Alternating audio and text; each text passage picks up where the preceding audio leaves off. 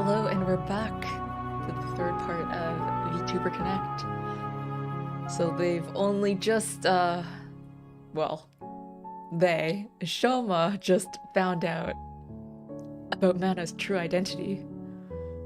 So let's see how it continues from here. I lie in bed, still processing whether the events that had transpired were just a dream. I don't know how long it's been since I arrived home, but I'm unable to fall asleep. I breathe heavily, my heart still pounding from the rush of emotions I'm feeling. This music is really dramatic.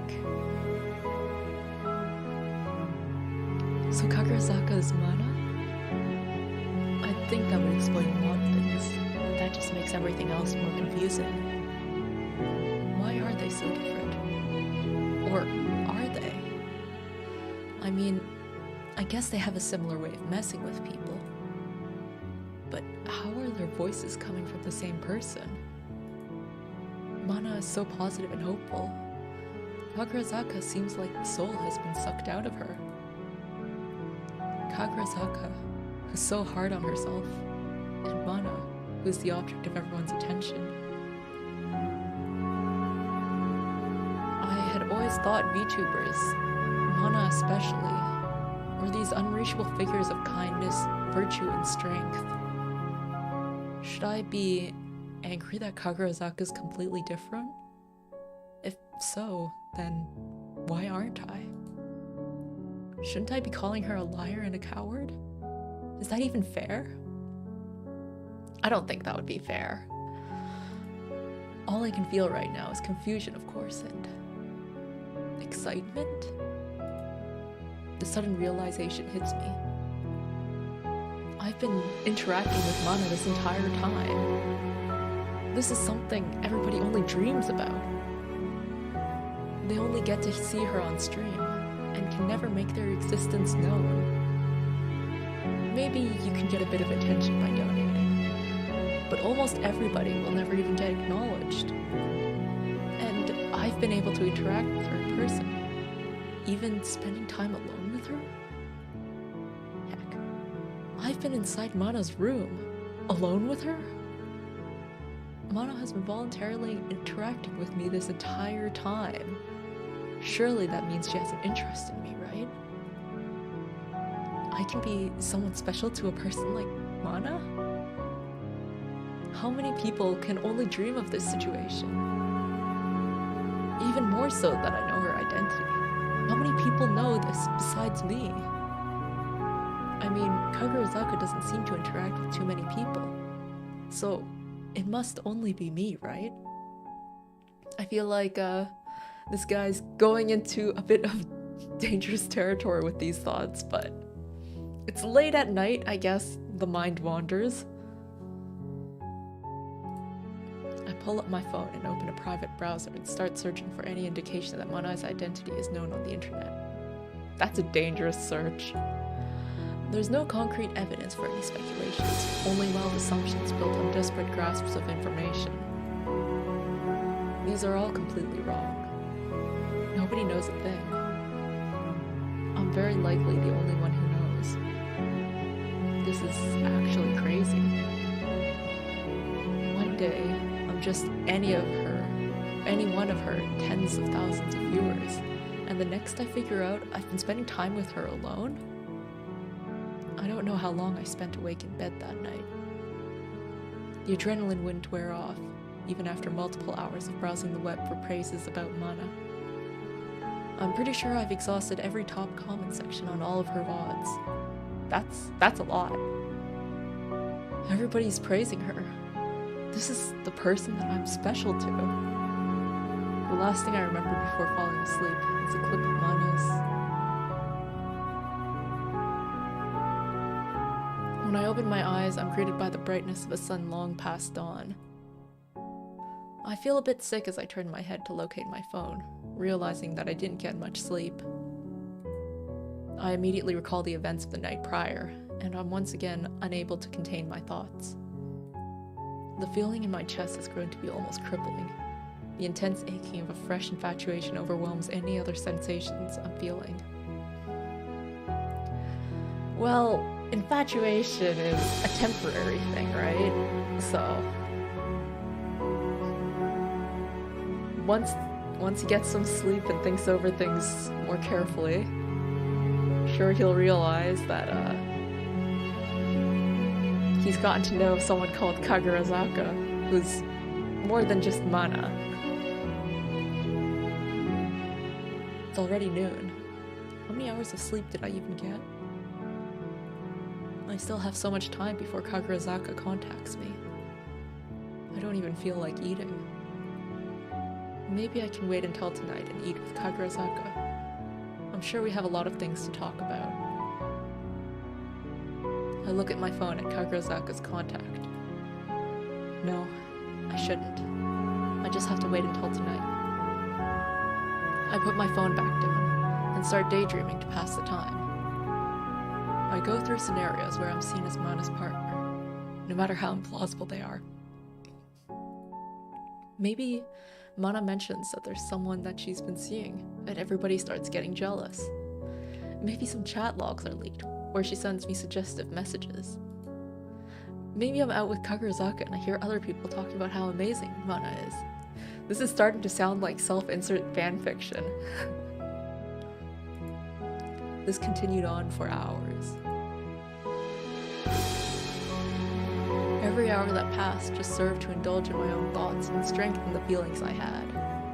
My heart felt like it would jump out of my chest every time my phone would get any notification. The subsequent disappointment at seeing that it wasn't from Kagurazaka would feel equally as powerful. I'm surprised that he's getting so many notifications. Every time my phone would get any notification, I guess he might have some alerts set for VTubers. Eventually, the messages from Kagurazaka came at around the time when the sun was starting to set. Can you meet me at the beach in a bit? Like in 30 minutes? I take deep breaths to calm myself as I come to terms that this isn't a dream. Yeah. Okay, I'll see you soon. Wait, 30 minutes? I still need to take a shower and change clothes. That's doable, right? Just take a 5-minute shower, change your clothes, and then, well, I don't know how far away the beach is, but if 30 minutes is a reasonable time to say, then you can just run a bit. I rush through all my long overdue tasks of freshening up for the day and head to the beach. Scene change. And we're back to the beach. It doesn't take long for the shore, orange with the warm glow of the sun, to enter my vision. Despite not having much time to prepare, I arrived 5 minutes earlier than the agreed upon time. I can feel my anticipation rising as I approach the shore. I step onto the sand and start looking for any sight of Kagurazaka. Eventually, I catch sight of a familiar figure looking out at the ocean. The rush of emotions from seeing Kagurazaka is unlike anything I felt before from being with her. I feel like it must have taken her a lot of courage to set up this meeting. It's only been one day. I'm seeing her in a completely different light than before. She turns to me when she notices my presence. She looks even worse than usual. Was it because I found out about her secret? You look like you didn't get any sleep at all. Oh. Hey, Sammy. It has been a while. How much of the story are you caught up with? I guess the important thing is that he found out. And so this is their first time meeting after he figured out that she's actually Mana, his favorite VTuber. And he's been like fantasizing about her all day up until now. It was so obvious for us, the reader, yeah.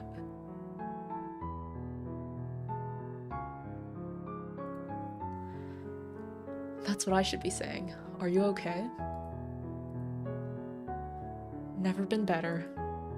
Kagurazaka returns a weak smile, but I can see her visibly trembling. Her expression shifts to a more fearful, pained look. What's with that expression? I didn't necessarily expect her to be ecstatic that her secret's out.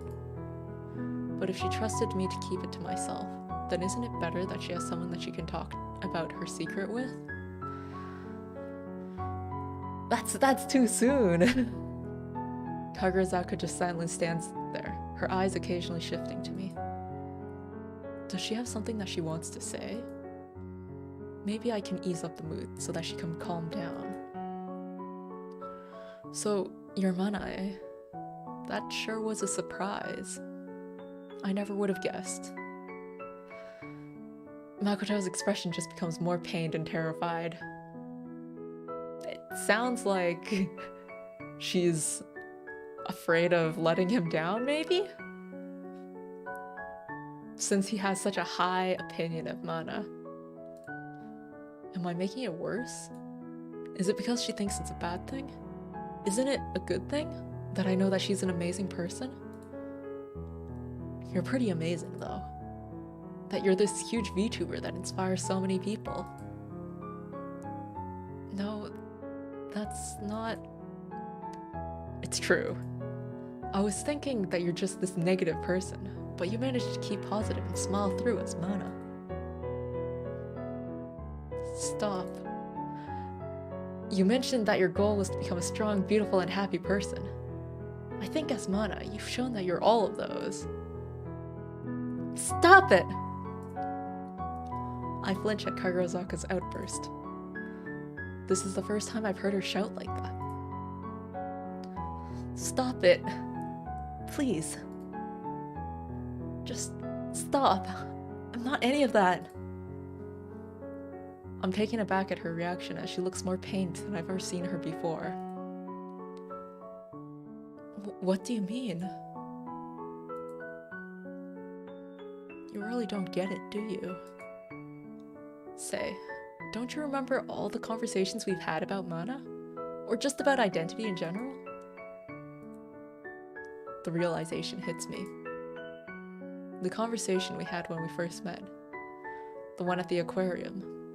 Every one we've had about VTubers. They are all related to her experiences as Mana. It's so obvious.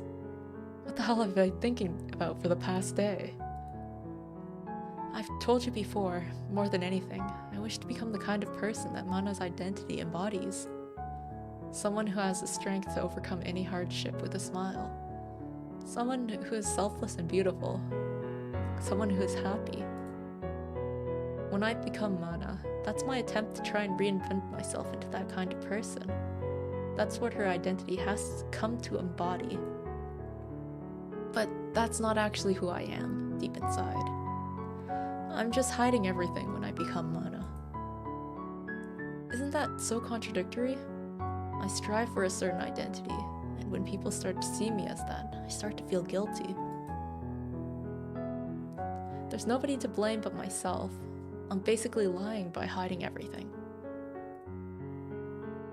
But if you're the one behind the actions of Mana when she embodies those values, then aren't you embodying them yourself?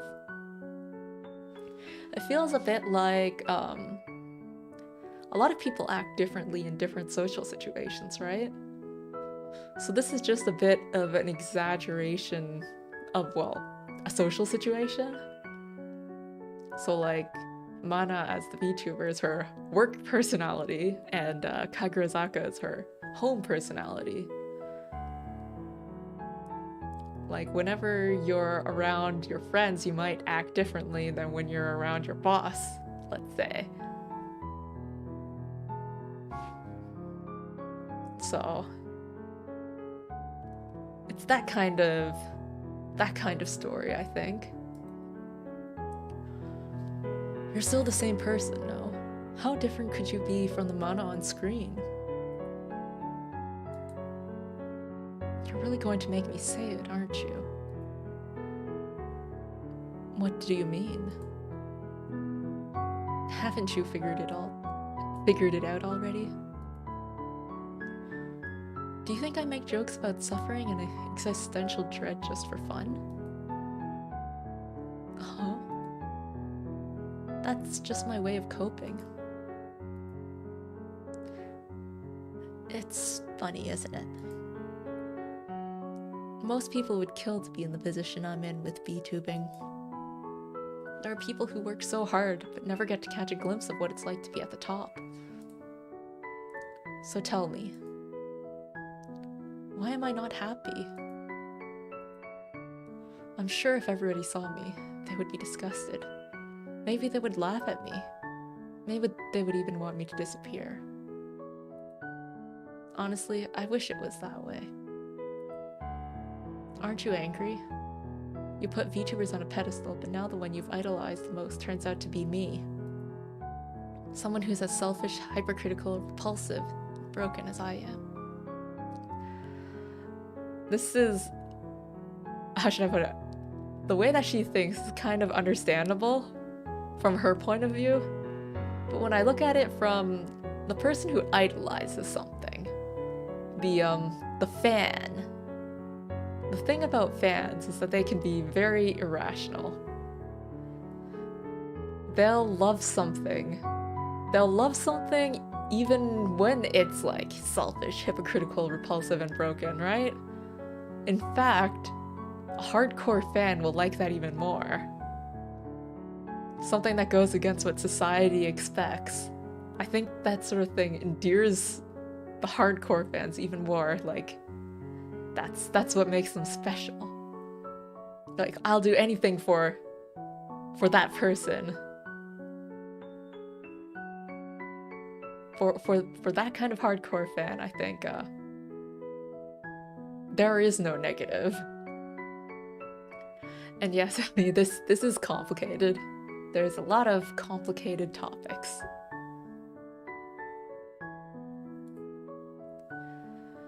But you're not... No. You don't know anything about me. You don't understand anything about me. Even before I became a VTuber, I've always hated myself. I've always hated how weak and selfish I am and how I always hurt others. I hate how I'm always tired. I hate how I can only think negatively. I hate how I always get selfishly involved with people, knowing I'll just hurt them. I hate how my very existence just brings suffering to others. VTubing was a way that I could fix all that. Start fresh and try to become the person I wanted to be, while also trying to bring happiness to others. And VTubing became one of my few happinesses in this world. I wish that's all it was. But there's so much more to it that it's brought me suffering. Everybody believes I'm this amazing person, when in reality I'm often crying myself to sleep at how pathetic I am. Even as a VTuber, I just end up hurting people. I selfishly involved myself with another VTuber, and ended up just causing them suffering. Why? Why was it me? Why did I make it big and not her? She's so much more amazing than me. And every single day, I have to work myself to death to meet the expectations of Mana. Communicating with artists, planning out schedules, creating thumbnails, editing videos, rehearsing songs, meeting deadlines, dealing with issues like copyright, on top of going to school on my own time. Not to mention having to deal with hate messages, people being overbearing, not knowing the intentions of anybody that wants to talk to you. Having to watch everything you say on stream, always worrying about my viewer or subscriber numbers, people trying to impersonate me. Always being insecure if my performance is good enough or if I'm living up to expectations. Every little mistake weighing on my mind for the longest time. Well, I can't understand that level of pressure, but I think the main issue is just that she's trying to live up to everyone's expectations of Mana. I also think that even if she does like reduce her content, like her numbers might drop, but she's not doing this for the numbers to begin with, right? And if I don't have it wrong, she's She's not like under company or anything, right? There's no pressure other than herself and her fans. So, I mean, I have definitely seen VTubers dial down their content before. And for the sake of their mental health. So, I don't know. I feel like that might be the path for her to take. Do you have any idea of what kind of things people say about me? No matter what I do, there are always people who are dissatisfied. There will always be people who say the cruelest things. I take a break. Wow, Mana must not care about her viewers. I stream more? Oh, I'm going to have every action misinterpreted or psychoanalyzed by obsessed people. Like, I know I'm effed up. I know! Why can't some people just be nice? Like, just leave me alone! I've had no time to indulge myself in the things that I want to do on my own time. I have no time to play the games I want to play. No time to give to the people that I want to give to in my personal life. Even if I had time, I don't even know if I could find it in myself to do any of those things. Anytime I do get to myself, I just spend in bed, unable to find the motivation to do anything. It's not uncommon for me to find myself staring at my computer screen with a load of work piled up and for me to just start crying. You know how my anniversary stream is coming up? You mispronounced the F word. It's fine. There's a lot of words, I can mispronounce 1 or 2 words. I've been spending my time on trying to find a solution to my issues, or wallowing in despair instead of working on any of them. And now I have so much piled up that I haven't even started on. I'm just so tired of it all. Alright, well, I think her anniversary stream is a good time to announce a break. Or a reduction in activity. Some of my favorite VTubers, okay, well, a lot of them stream often, but there are some that I really like watching that only stream once a week. And like, the thing about only streaming once a week is that you can actually watch every single stream. Oh, I thought you were going to announce you were taking a break. No. I'm not taking a break. Fire Emblem's coming out. I'm going to be playing Fire Emblem. But yeah. A lot of VTubers that I like only stream like once a week. And the great thing about that is that you can watch every single one of their streams like without overexerting yourself. And then, because there's only one stream a week, maybe, each of those streams feel more special. So that approach is something that, I don't know, I find quite nice. Well, I'm also someone who only streams once a week, so, saying such nice things about that style is a bit self-praise, but I don't think I'm that good. Definitely not.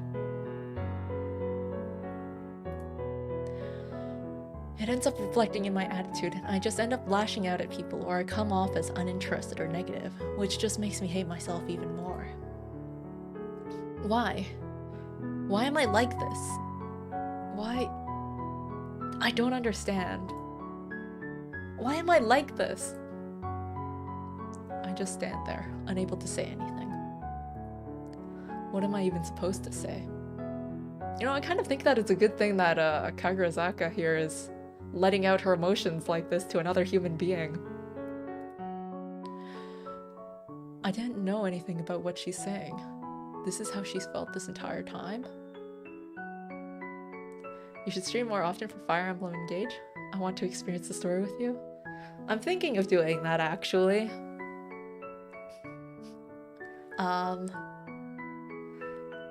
Schedule-wise, I'll have to figure it out, but it comes out this week, right? So if I can get a copy of it for next week, then I'll stream it next week, and we'll see from there how to pace myself. But teaser next week is probably gonna be Fire Emblem.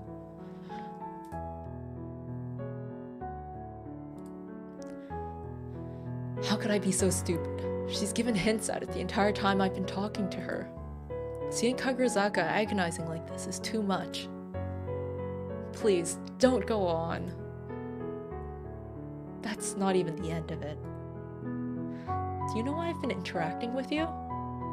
It's in order to see what a fan feels like. Or to see if a fan who likes Mana also likes Kagurazaka Makoto, the human. It's because I wanted to see how someone who liked Mana would see me. Yeah, that, exactly. Since I'm Mana and she's so loved, surely this broken part of myself can also be loved, right? And so once he found out about her identity, there goes that experiment. See, isn't that so pathetic? I got you involved for such a stupid reason, even knowing you would just get hurt in the end. And look at how everything's turned out. This is my punishment for being so stupid and selfish. I don't think Shouma considers this a loss, though. He's just confused. He's like, oh snap, the girl that I've been like talking to for the past week is actually my favorite VTuber. Oh wait, no, she's depressed. Oh no. Well, it's more complicated than that, but how could someone like me be loved? I can't find the right words to say. I want to say that what Kagurazaka said isn't true. Of course she can be loved. But what about my own experiences? Why did I suddenly start getting obsessed over Kagurazaka after finding out that she was Mana? They're the same people, aren't they? But Kagurazaka is the side of herself that she doesn't want to show people. Is that the side that I care less about than Mana? One important thing to consider, though, is that right before he found out the truth, he was in her room helping her update her PC, and then Mana's stream was about to start, and he was like, wow, I really like it here. Maybe I'll miss Mana's stream and just chill in this room with her. But yeah, obviously she kicked him out because she's actually Mana. But that alone proves that he cares more, well, he cares about Kagurazaka. At least more than Mana's karaoke stream.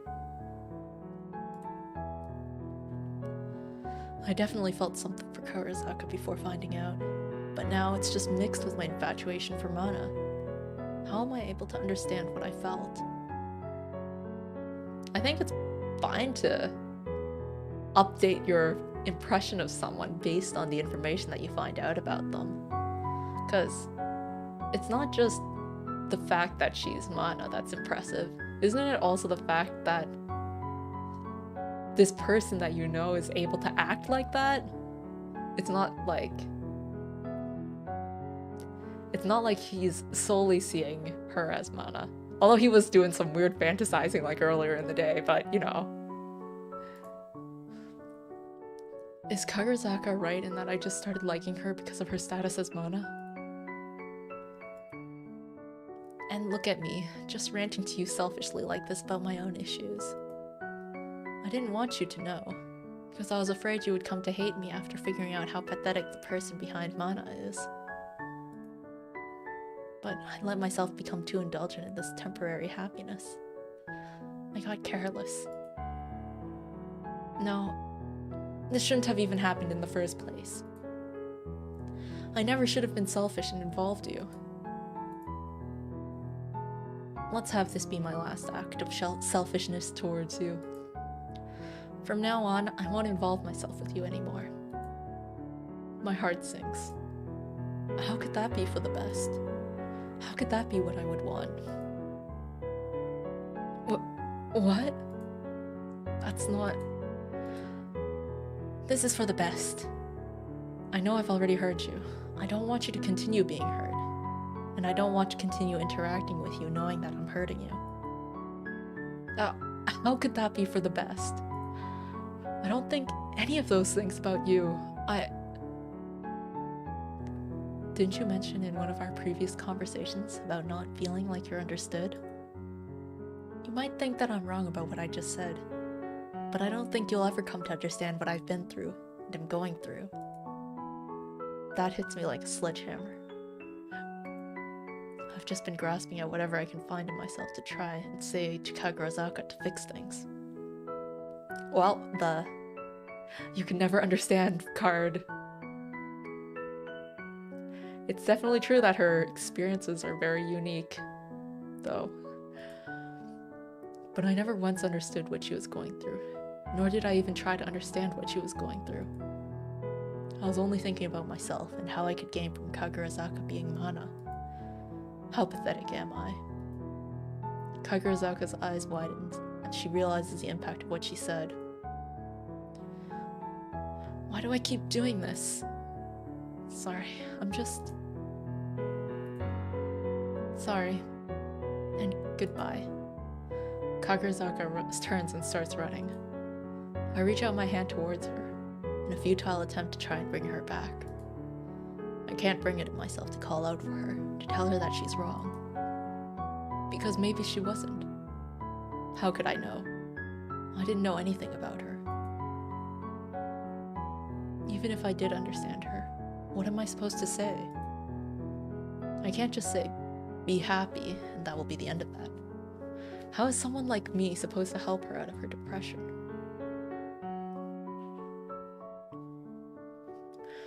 Wasn't this whole thing about them becoming friends because they were strangers?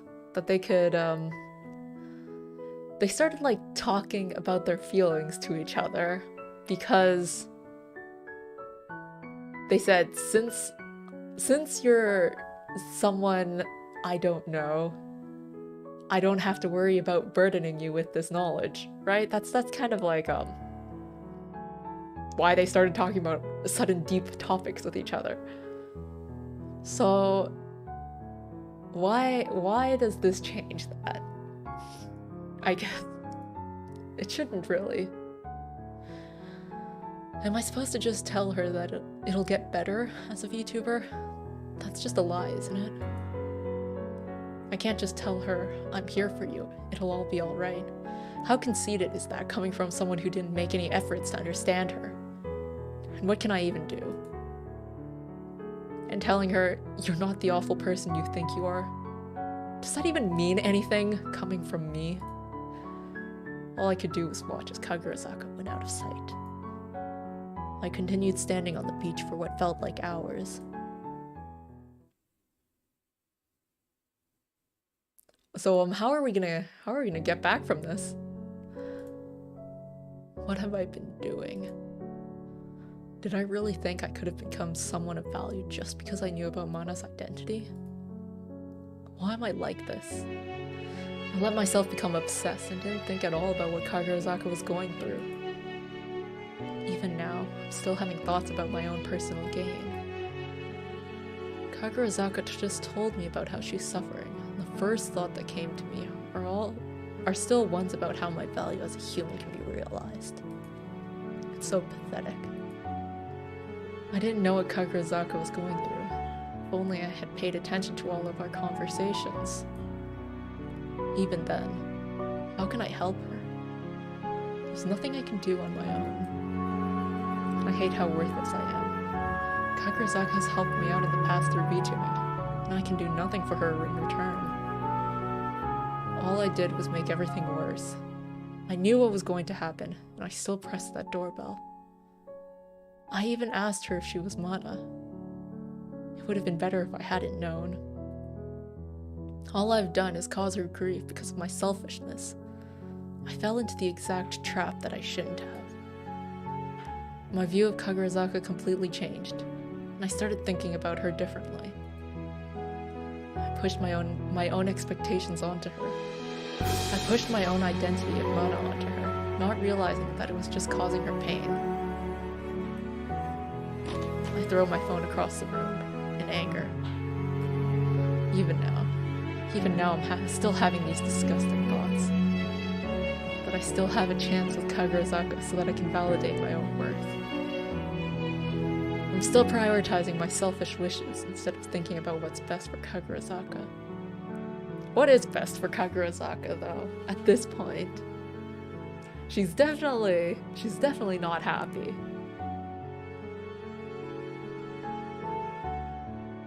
I really feel like the VTubing is not helping her specifically. At least the way that she's handling it. Maybe if there were some end in sight for it.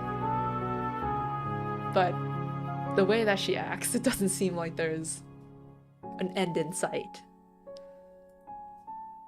Maybe she's right. Someone like me, who's only thinking of using her to make myself feel better, doesn't deserve to be with her.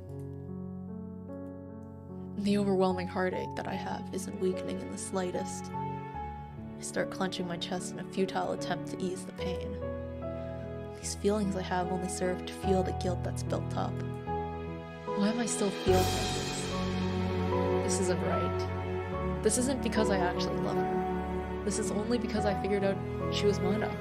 Because I suddenly thought I had a chance to become validated. I didn't know Mana. I only became obsessed with the side of herself that is shown on screen, without ever having come to an understanding of who she was as a person. How could I even think that would turn into a relationship? It's just me pressing my feelings and insecurities onto someone without ever thinking about the give and take of both people. Why am I even thinking that I ever had a chance in the first place? I wonder what it is like to, I don't know, like someone who has a secret identity? That seems like such a specific situation. And not even just another identity, but like one that's completely different. Well, not completely, somewhat different. Kagurazaka said it herself. She only interacted with me so she could see if she could be loved for herself. It didn't have to be me in particular.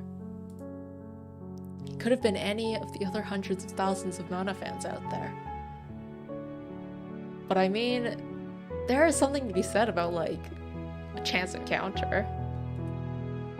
It's just like before. Nobody is ever going to voluntarily interact with someone like me just for me. They shouldn't.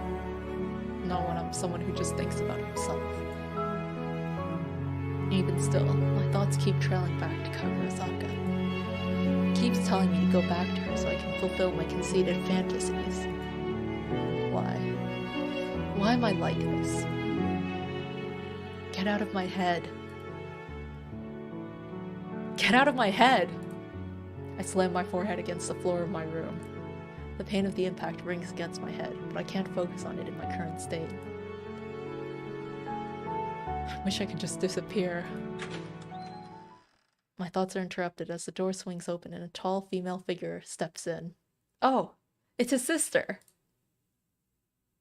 Shouma, you're in here, aren't you? Why aren't you picking up your phone? I've been trying to She stops as soon as she sees me on the floor. Yokone? My sister rushes over and crouches down in front of me. What happened? You look terrible. It's nothing. Sorry for worrying you. I was a bit occupied with something. I attempt to stand up, but Yokone grabs me by my shoulders and stops me. Shouma, there's no way that this is just nothing. I'm not going to just ignore the state you're in. Someone like me isn't worth your concern. You're just a terrible person with nothing to offer. What are you saying? We're family. Of course I'm going to be concerned about you. I'm not expecting you to have to offer me anything in return either. And I'm the one who determines who's worth my concern. I'm determining that you're a wonderful person that's offered me so many joys in life and are worth my concern. So please, don't say that. But you're not a burden to me, Shouma. And even if you were, then that would be okay. I want you to burden me if it helps you. And here we have Yokone, the sister who is normally properly adjusted to society, is able to talk without worrying about like being selfish and like all that stuff. So please, rely on me, bother me, burden me, without feeling like you have to offer anything in return. Your wonderful existence is enough for me. She literally just came into her brother's room, being like, "Hey brother, I'm here to visit," and then just sees him on the floor. Yokone pulls me into an embrace. She acts quickly. She adjusts quickly. I don't know what you've been going through, and I won't force you to tell me. But please, let me just do this. Let me be here for you. The warmth of my sister's embrace overwhelms me with emotions. I'm unable to find the energy to keep my composure as I rest my head on Yokone's shoulder. I can see the tears starting to blur my vision. Take as much time as you need. I won't go away. Is this really okay? I don't know if this is right, or what I should be thinking, but I don't care. I just want to stay here, right in this moment.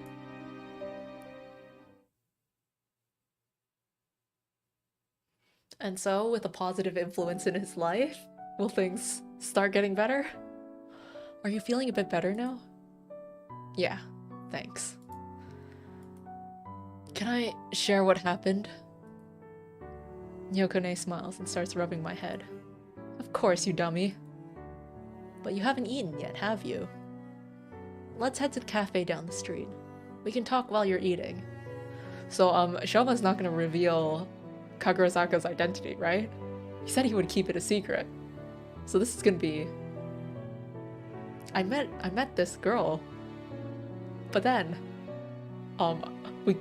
we got into a misunderstanding.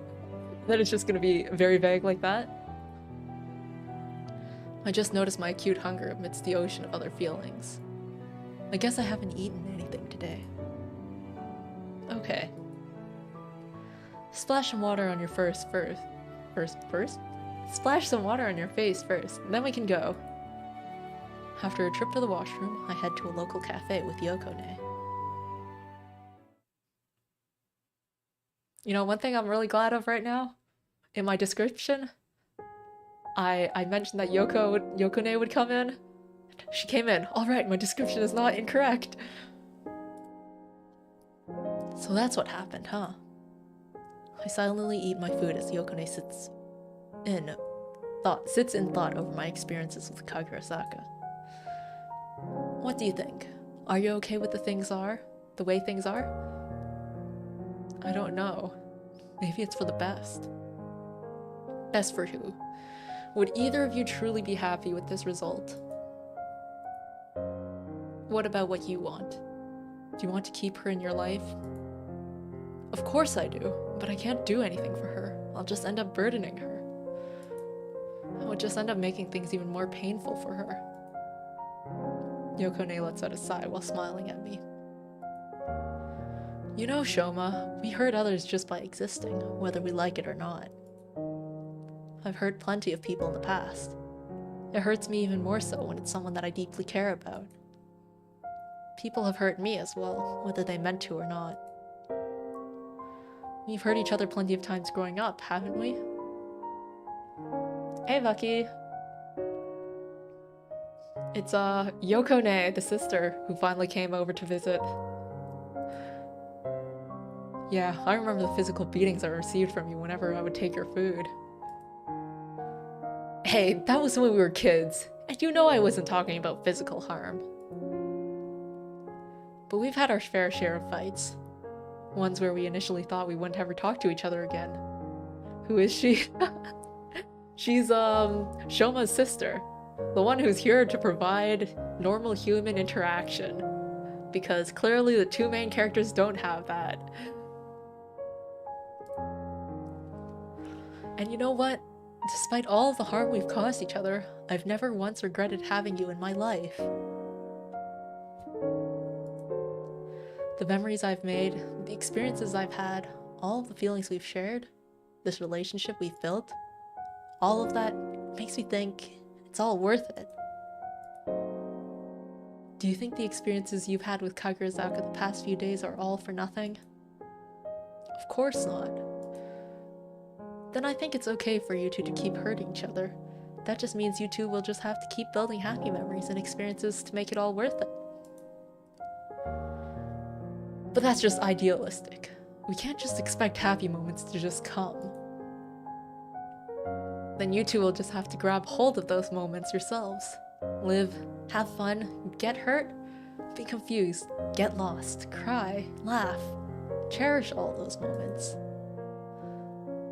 But I'm honestly nothing compared to Kagurazaka. I can't do anything for her. And she said it herself.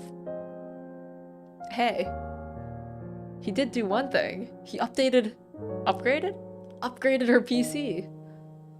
That's the one thing that he did. She only associated with me for her own goals. She would never want someone like me. Trust me, I'm sure you've offered more to her than you can realize. And even if you hadn't, do you really feel the need to try and offer something to her? Isn't it enough for you two to just want to be with each other? Yeah, he also lent that manga. There's a lot of things that he's done as like a normal person, even if he doesn't have the kind of skills to help her very much with like the actual VTubing stuff. But sometimes all someone really needs is to be in the company of someone they cherish, even if they know they'll be hurt or burdened. But how do you know that Kagurazaka wants to continue having me in her life? She herself was trying to push me away. But isn't that it? Maybe it matters to her so much because she's trying not to hurt someone that she cares about. It hurts the most when you hurt someone that you care about deeply. It's our instinct to try and push them away so that we don't hurt them anymore. What she says isn't always going to be what she actually feels. It's just like you and me. People tend to not be honest with themselves. I'm not going to pretend like I can understand her, so I can't confirm that. I've failed to understand her for as long as I've known her. Isn't that fine? Tell me, do you think you completely understand me? Well, I think I understand you fairly well. But there are certain things that I can't understand despite my attempts to. See, and that makes me happy. I don't think we'll ever fully understand each other, no matter how hard we try. But it makes me happy just knowing that you attempted it. And it makes me happy that you understand the parts that you do understand. Maybe all that girl needs isn't someone that can fully understand her. Maybe it's just someone who tries to. Yeah, I think so too. Based on everything that she said, everyone that she's surrounded herself with are kind of negative, honestly. Like, the fact that the friend that she made started feeling bad that she got successful. Boy, pronouns are kind of difficult. Her friend who felt bad that Mana was getting successful. Like, I mean, it's understandable, I guess, but it's not a very good influence. And then just in general, whatever she says that she's just a burden to absolutely everyone, and she doesn't seem to have anyone that she can rely on, because at least Shouma has his sister, who's like a positive influence in his life, but Kagurazaka doesn't seem to have anyone at all. So at that point, yeah, I think Shouma would be useful to have as a person who understands that, you know, her secret, and just someone to talk to. But yeah, this all happened like 24 hours ago, I guess, in story timeline. So it's still moving pretty quickly. Yokone, you're really romantic, aren't you? Hey, I've just had my fair share of ups and downs in relationships.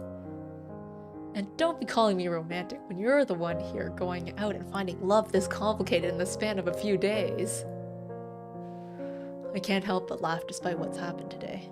It's been a while since I've been able to just sit and chat with Yokone.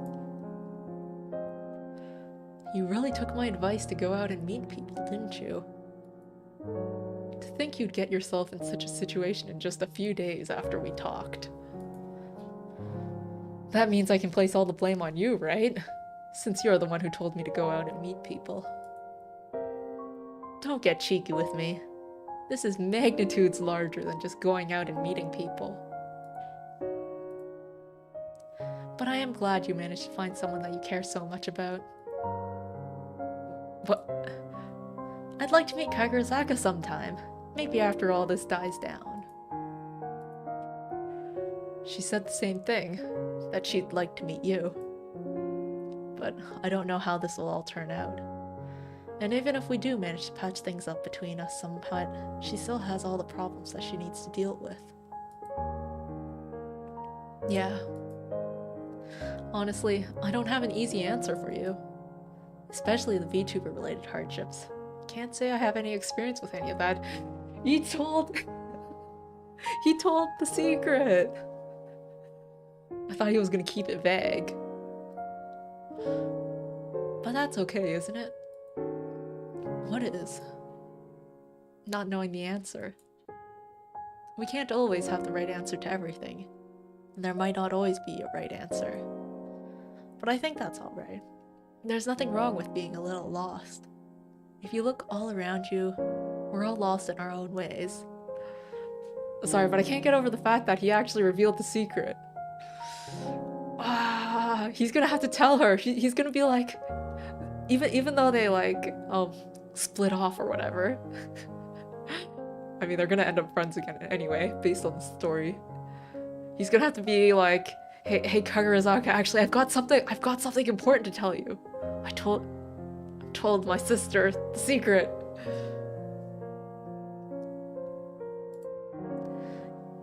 Even you? You look like you've got everything together. Of course, I might look like I've got everything together, but I'm also lost in my own way. Is there anything I can help with?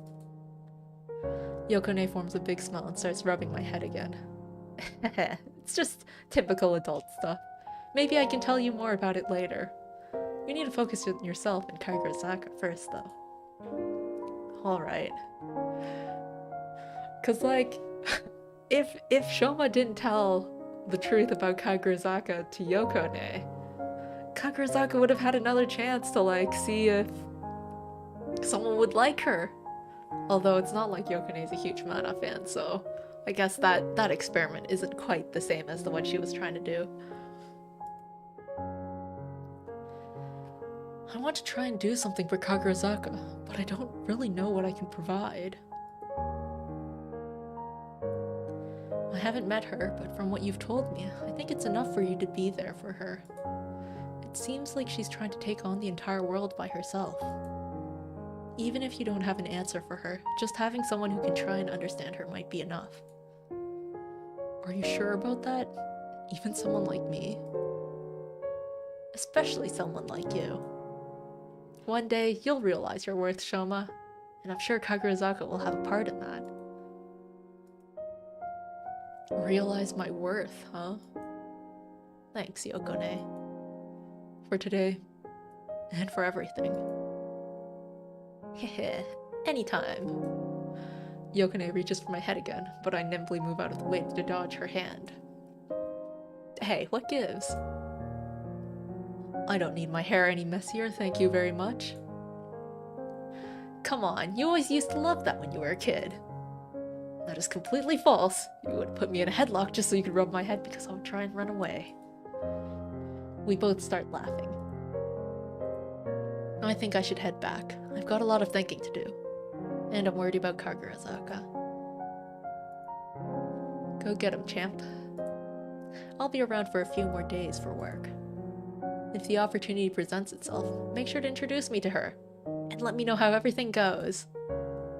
And please, don't hesitate to rely on me again. Thanks. And make sure to give her a hug. I'm sure she needs it. I'll try to remember. After paying for the food, Yokone gave me a long embrace before leaving for the hotel she was staying at. I take a deep breath and then head back to my apartment. So far, things seem to be going well. The actual interaction between the two of them will be something to see, though. So, this entire time I've been talking to Kagurazaka, I've been unknowingly pushing my identity of Mana without knowing it was hurting her. See, she said she doesn't blame people for doing that. Of course people are going to think of Mana as someone who's strong, happy, and beautiful.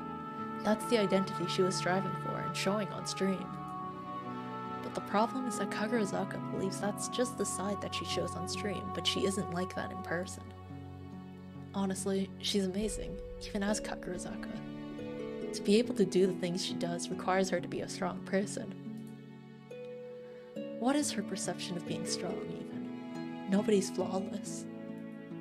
Is it even right for me to say that she's being too hard on herself? I've only scratched the surface of what she's thinking.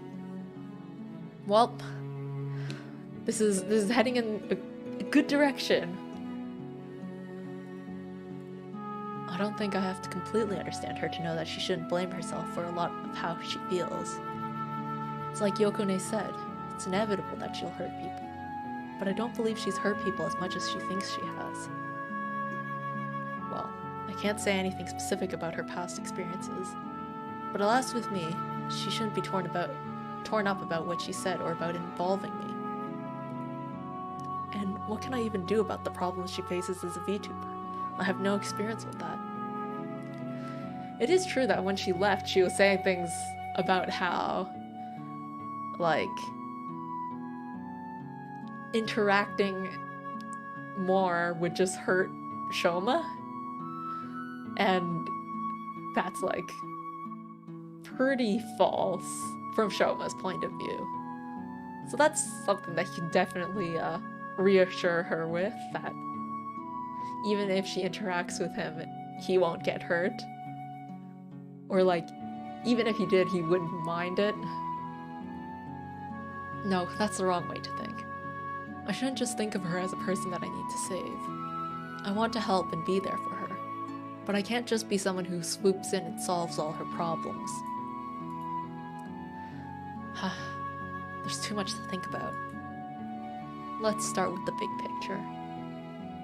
This line feels like I'm in a mystery novel, and then like it's the detective, and let's start with the big picture. All right, so the setting is this. The murder weapon is here. The murder time was this. The people with alibis are these people. Someone must have gone to this location and like. Anyways, let's start with the big picture. What am I seeking?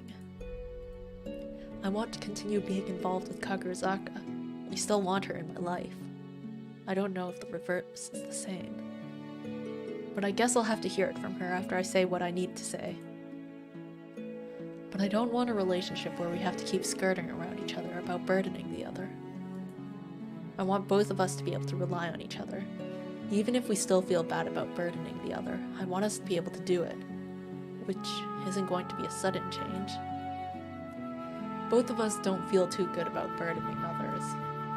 I know there's a lot that I still don't know about Kagurazaka, and I know that I have yet to understand her. But I want to understand. I know it's conceited, but I want to be involved with her even if it means she'll have to burden me when I don't even fully understand her. I know we'll struggle. I know we'll misunderstand each other. I know we'll probably always be looking for the right answers. But I want to be involved anyway. Gosh, it actually sounds so conceited when I express it like that. But it's a good thing that you are expressing it. Is it really okay to have a selfish wish like this? Yokone would be smacking me if she knew I was thinking like this. Yokone, providing a positive influence even when she's not around. Before I make that kind of selfish request, I think I need to come to terms with my own feelings first. Even now, I'm still head over heels for Kagurazaka, and I feel guilty about those feelings. Not because of Kagurazaka as a person, but because they are for the wrong reason. Those feelings came about when I figured out Kagurazaka was Mana. All it took was to have the thought of, I have a chance with someone who I see as valuable to instantly start becoming infatuated. Honestly, it could probably happen to any big VTuber. I don't usually have strong feelings towards most people I watch, but it's always a thought in the back of my mind that it's nice if I could be involved with this person. I mean, always the thought in the back of my mind? I think there are plenty of VTubers that I watch for entertainment that I would not want to be involved with. If the chances to become someone special to them suddenly appeared, then I think I would end up becoming obsessed just because I want to get validation from that. It really is an unhealthy mindset. It happened so easily. So the infatuation didn't come about because of love, because of my own desire for validation. That shouldn't be how a relationship develops. I mean, I think there are a lot of ways for a relationship to develop. Maybe that's not the ideal one, but I guess that's what the shit is for. But I can't say for sure that a part of my feelings wasn't already from what I felt about Kagurazaka before finding out. It wasn't an obsession, but it was a warm comfort. I liked being with her. I wanted to know more about her. My feelings are just a jumbled mess right now, so I can't exactly say how I feel. And I can't stop myself from feeling this way either. At the very least, the feeling of wanting to know more about her is something that means that, you know, it's worth continuing at least being friends with her. Even if I know it's for the wrong reason, this heartache doesn't go away. And feeling this way just makes me guiltier. That I shouldn't feel this way, but I do. Maybe that's the curse I'll have to live with for the time being, for being so self-centered. Isn't that a reason I should be distancing myself from her? That I'm only going to naturally gravitate towards her and try to gain her favor because I'm always going to want her attention? Do I have any right to try and reach out when I know that this relationship will partly be built on my own insecurities? Even before I found out that she's Mana, didn't I just interact with her mainly because I was lonely? Okay, well, this line. Why else do you interact with people? I mean, like, if you're not lonely, you can still interact with people, of course, but if someone's lonely and they want to interact with someone, is that so wrong? Like, do you need to have some higher calling to interact with someone? I feel like at least wanting to interact with someone because you're lonely is better than interacting with someone because you want their money or something. Is this really okay? If I was transparent about everything and she was okay with it, would that make it okay? Isn't that just pushing my own expectations and selfish wishes onto her? Is it even possible for me to form a relationship with her without these selfish motives? Isn't that what I was trying to avoid when I entered college? Was I a hypocrite all along? I mean, is it really a hypocrite if it's you learning from your past mistakes? Otherwise, everyone's a hypocrite. Because everyone has made mistakes in the past and changed their opinions or actions, whatever. No, I shouldn't think like that. I have to accept that it's inevitable that I have those thoughts and feelings if I interact with her. The best I can do is be aware of this inevitability and try not to let it control my actions. I think I'll have to figure it out some more as time passes. Next is Kagurazaka and what she thinks. How can I even help with her depression and mindset? I haven't even gotten over my own self-hate. I can't just tell her to love herself more. I feel like learning from your past mistakes sort of degrades your character.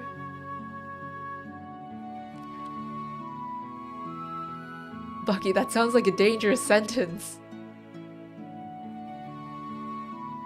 That feels like a dangerous sentence. How far are you taking these past mistakes? Like, kids make mistakes. If you don't learn from your mistakes, you're literally never gonna you're never gonna be able to do anything. Unless if you're like, I don't know, some genius who's able to do everything on their first try.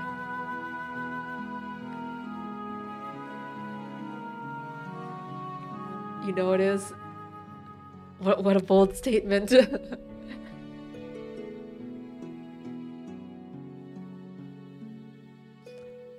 The baby just gives up after not being able to walk. Not even able to crawl.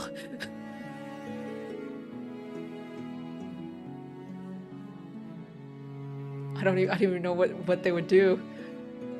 Roll around? You probably... I don't think you can make a mistake on rolling around.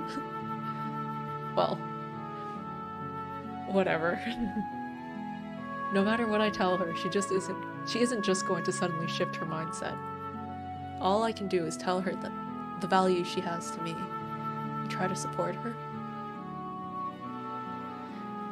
If you're in the constant pursuit of perfection, your past is BS and your present is too. It doesn't have to be perfection, though. It just needs to be good enough. Like... And it's not BS if you want to keep improving. It just means that your past is less good than your present, and your present is less good than your future.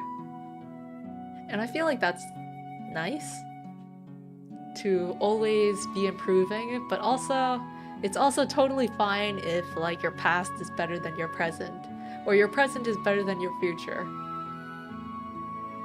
Because, you know, life isn't always just gonna get better. It gets better and then it gets worse, kind of thing.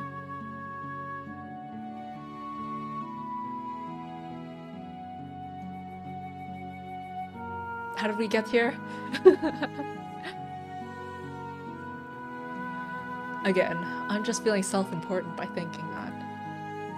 But even if I might not offer much, I still want to do what I can. This is all assuming, of course, that she would even want to continue involving me with her life. I don't blame her if that isn't the case. We can't go back to how we were before. I have no idea what our relationship is going to be like if we start interacting again.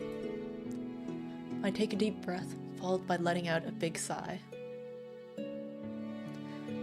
I mean, if Shouma's good at, like, acting, he can pretend he never found out.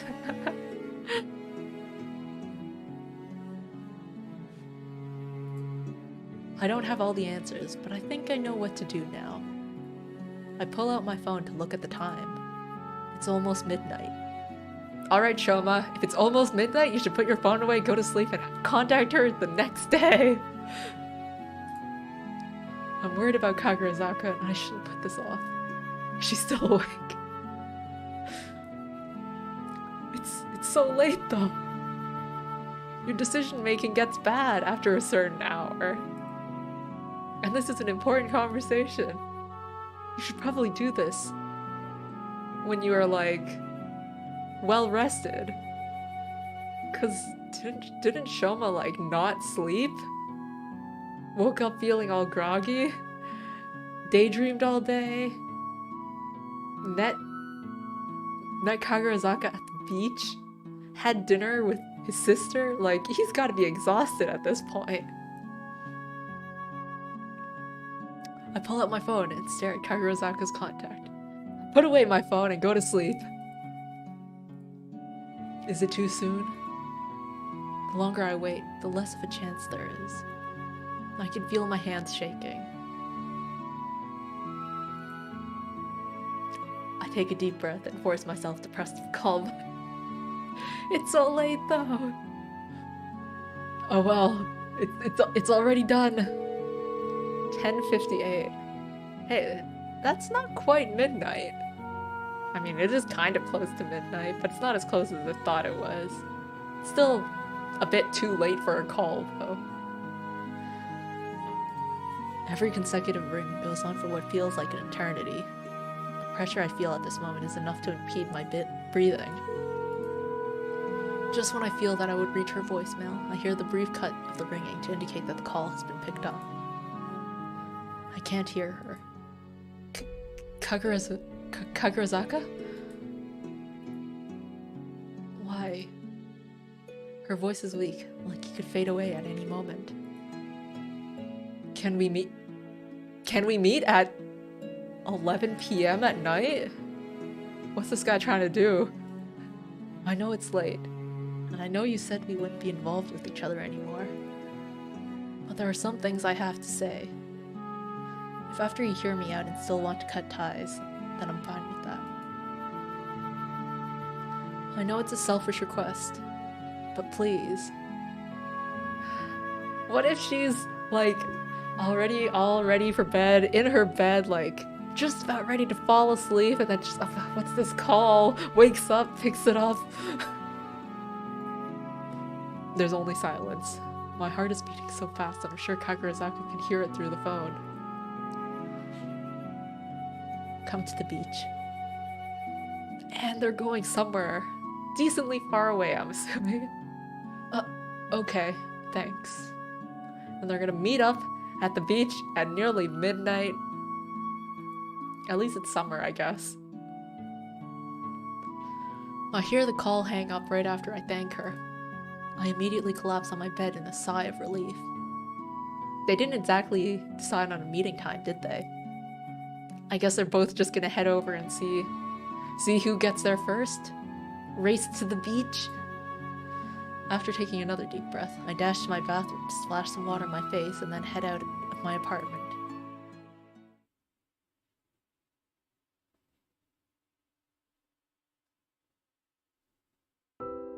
We're at the beach again! I find myself back at the same spot where I had been earlier today. It hasn't even been a day, but it feels like it's been weeks since I last met with Kagurazaka here. I look around to see any signs of her. For Bucky, it has been a week. It's dark, but I'm still able to see that Kagurazaka isn't here yet. I raise my head to look up at the starry sky. Well, it's too late now to be thinking if this is okay. I'm also not confident at all in my ability to get my thoughts across. If it doesn't end up working out, then I guess that's just how it has to be. No, I shouldn't keep thinking negatively. I can't draw any conclusions without seeing what she thinks. The sky really is beautiful tonight, isn't it? I wonder if this is why Kagurazaka chose her VTuber theme to be a starry sky. She did seem to like this spot. Maybe she saw this same sky and decided to become Mana. Or maybe I'm just being romantic because of the sight. The sounds of footsteps interrupts my thoughts. I turn around to see Kagurazaka walking towards me. It's a CG! On an unrelated note, how long is the average VTuber's memory? Memory like what? Like long-term memory? Short-term memory? RAM? She looks even worse than before. Hey. Thanks for granting this selfish request of mine. You know, I honestly can't say what I'm going to... I honestly can't say that what I'm going to say is going to come out coherent or make any sense. You know, I really wish I was the protagonist of some anime or dating sim. Like the ones that know exactly what to say to magically fix everything and change anyone's viewpoint. Yes, Ram? I see. I don't know. How long? How long?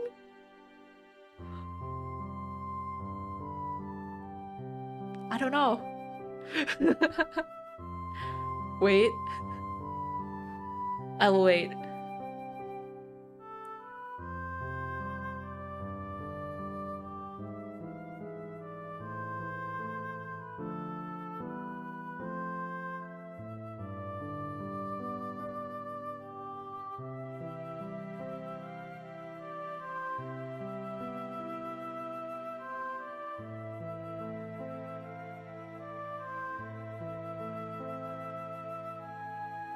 What am I waiting for?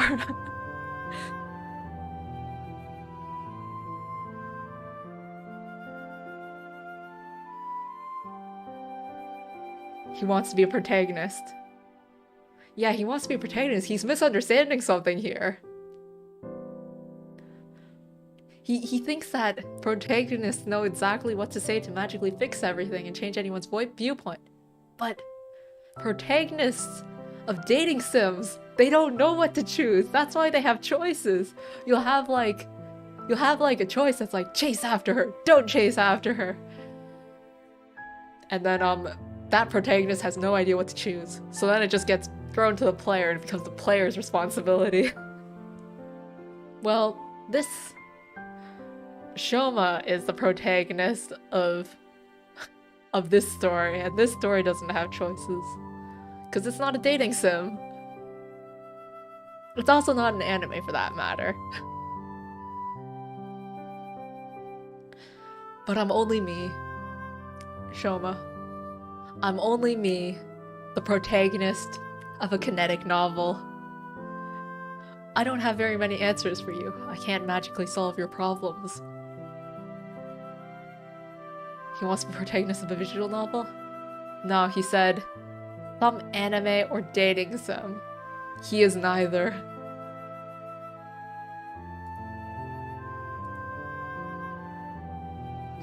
And because he is neither, he doesn't have very many answers.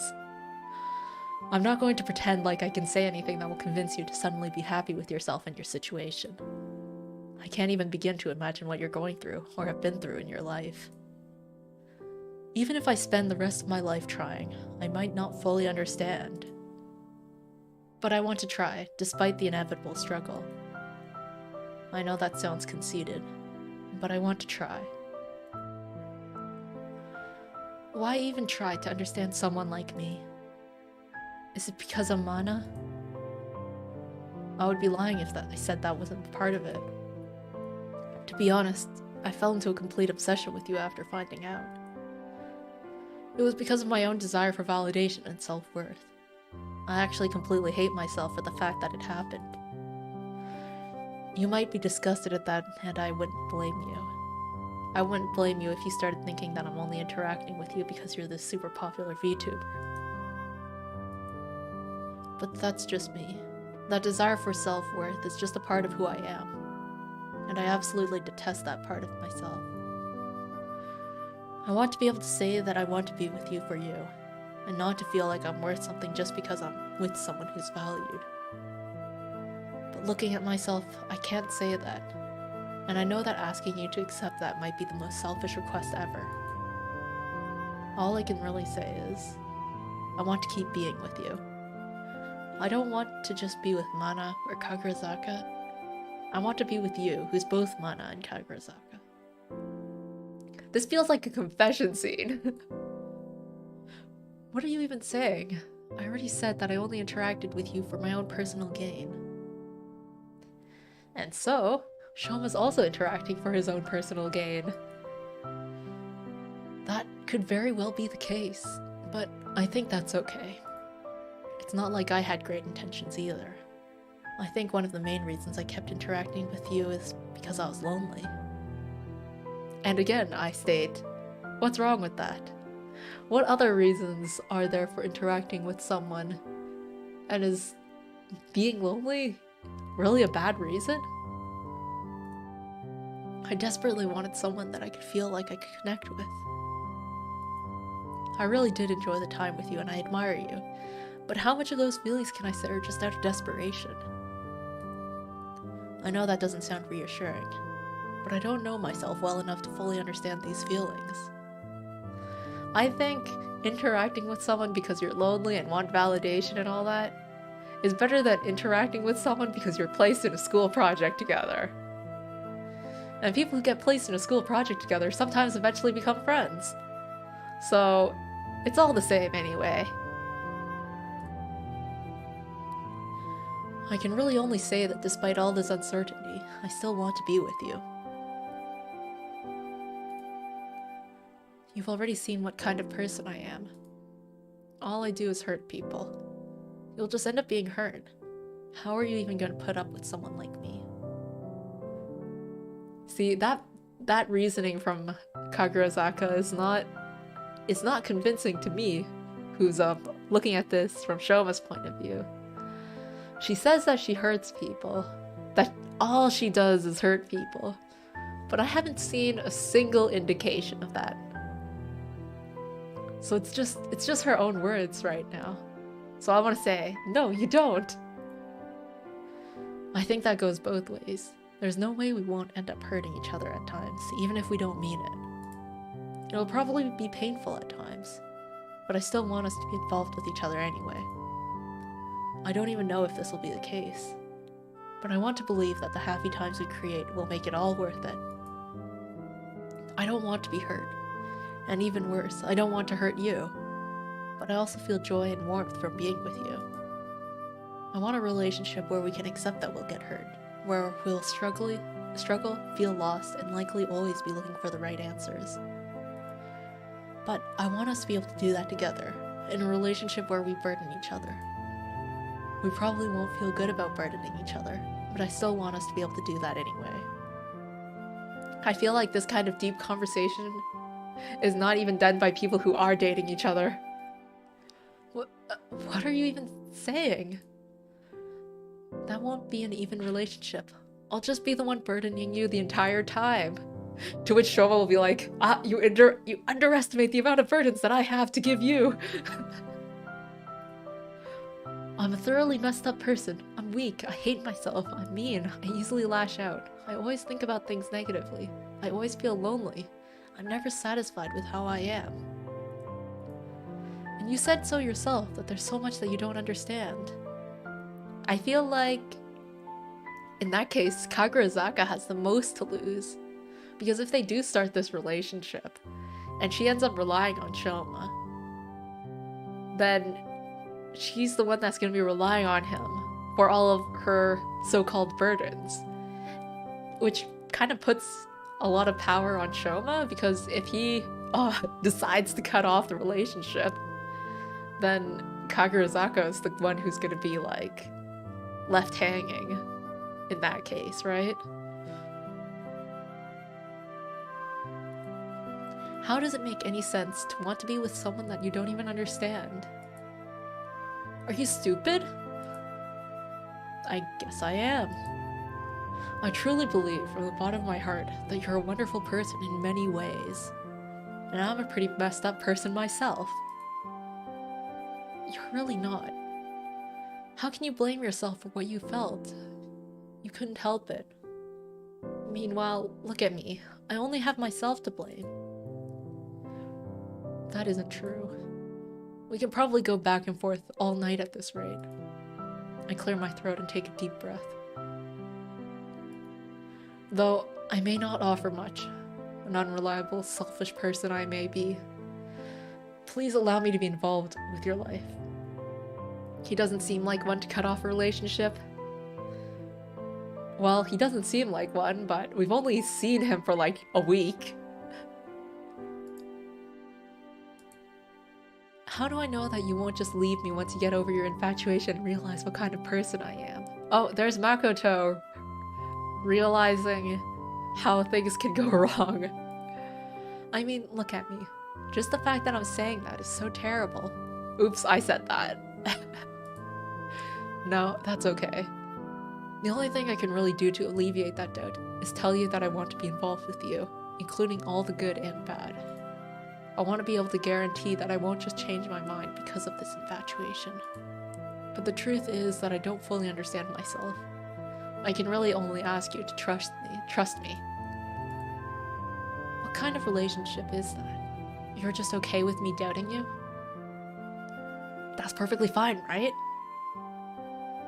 It's not like you meet someone and you're like, I want to be friends with you. Can we implicitly trust each other now? I mean, you trust someone by like... What was it? There was this one anime I saw. That trust is something that you can only give when you doubt someone. Otherwise, it's too easy. Like, if you know that someone is 100% going to do something, you aren't trusting them like... You aren't putting your trust in them. You're just predicting a certain outcome. But if there is a chance that someone will betray you, but you accept it regardless of that chance that that the betrayal can happen, then that's like trust. It's like, I know that it'll go wrong, or it might go wrong, but even so, I will rely on you for this. I feel like that thought was pretty cool, and I feel like that also just kind of gives the meaning of trust a bit more. It makes a bit more sense for that to be what it means. Yeah.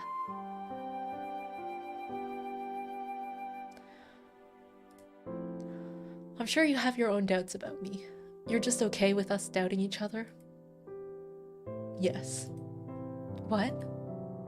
I don't think we can really avoid that doubt. The only way would be to be able to come to a full understanding of each other. Which I don't think is possible. But I want us to be involved anyway. I'm a weak, ugly, and broken person. You're okay with that? Yes. You're going to end up getting hurt by being involved with me. You're okay with that? Yes. You're going to end up being burdened with all my baggage. You're going to end up being burdened like hell. You're okay with that? Yes. The man who can only say yes. And you're willing to do that despite knowing that you don't fully understand me? Yes.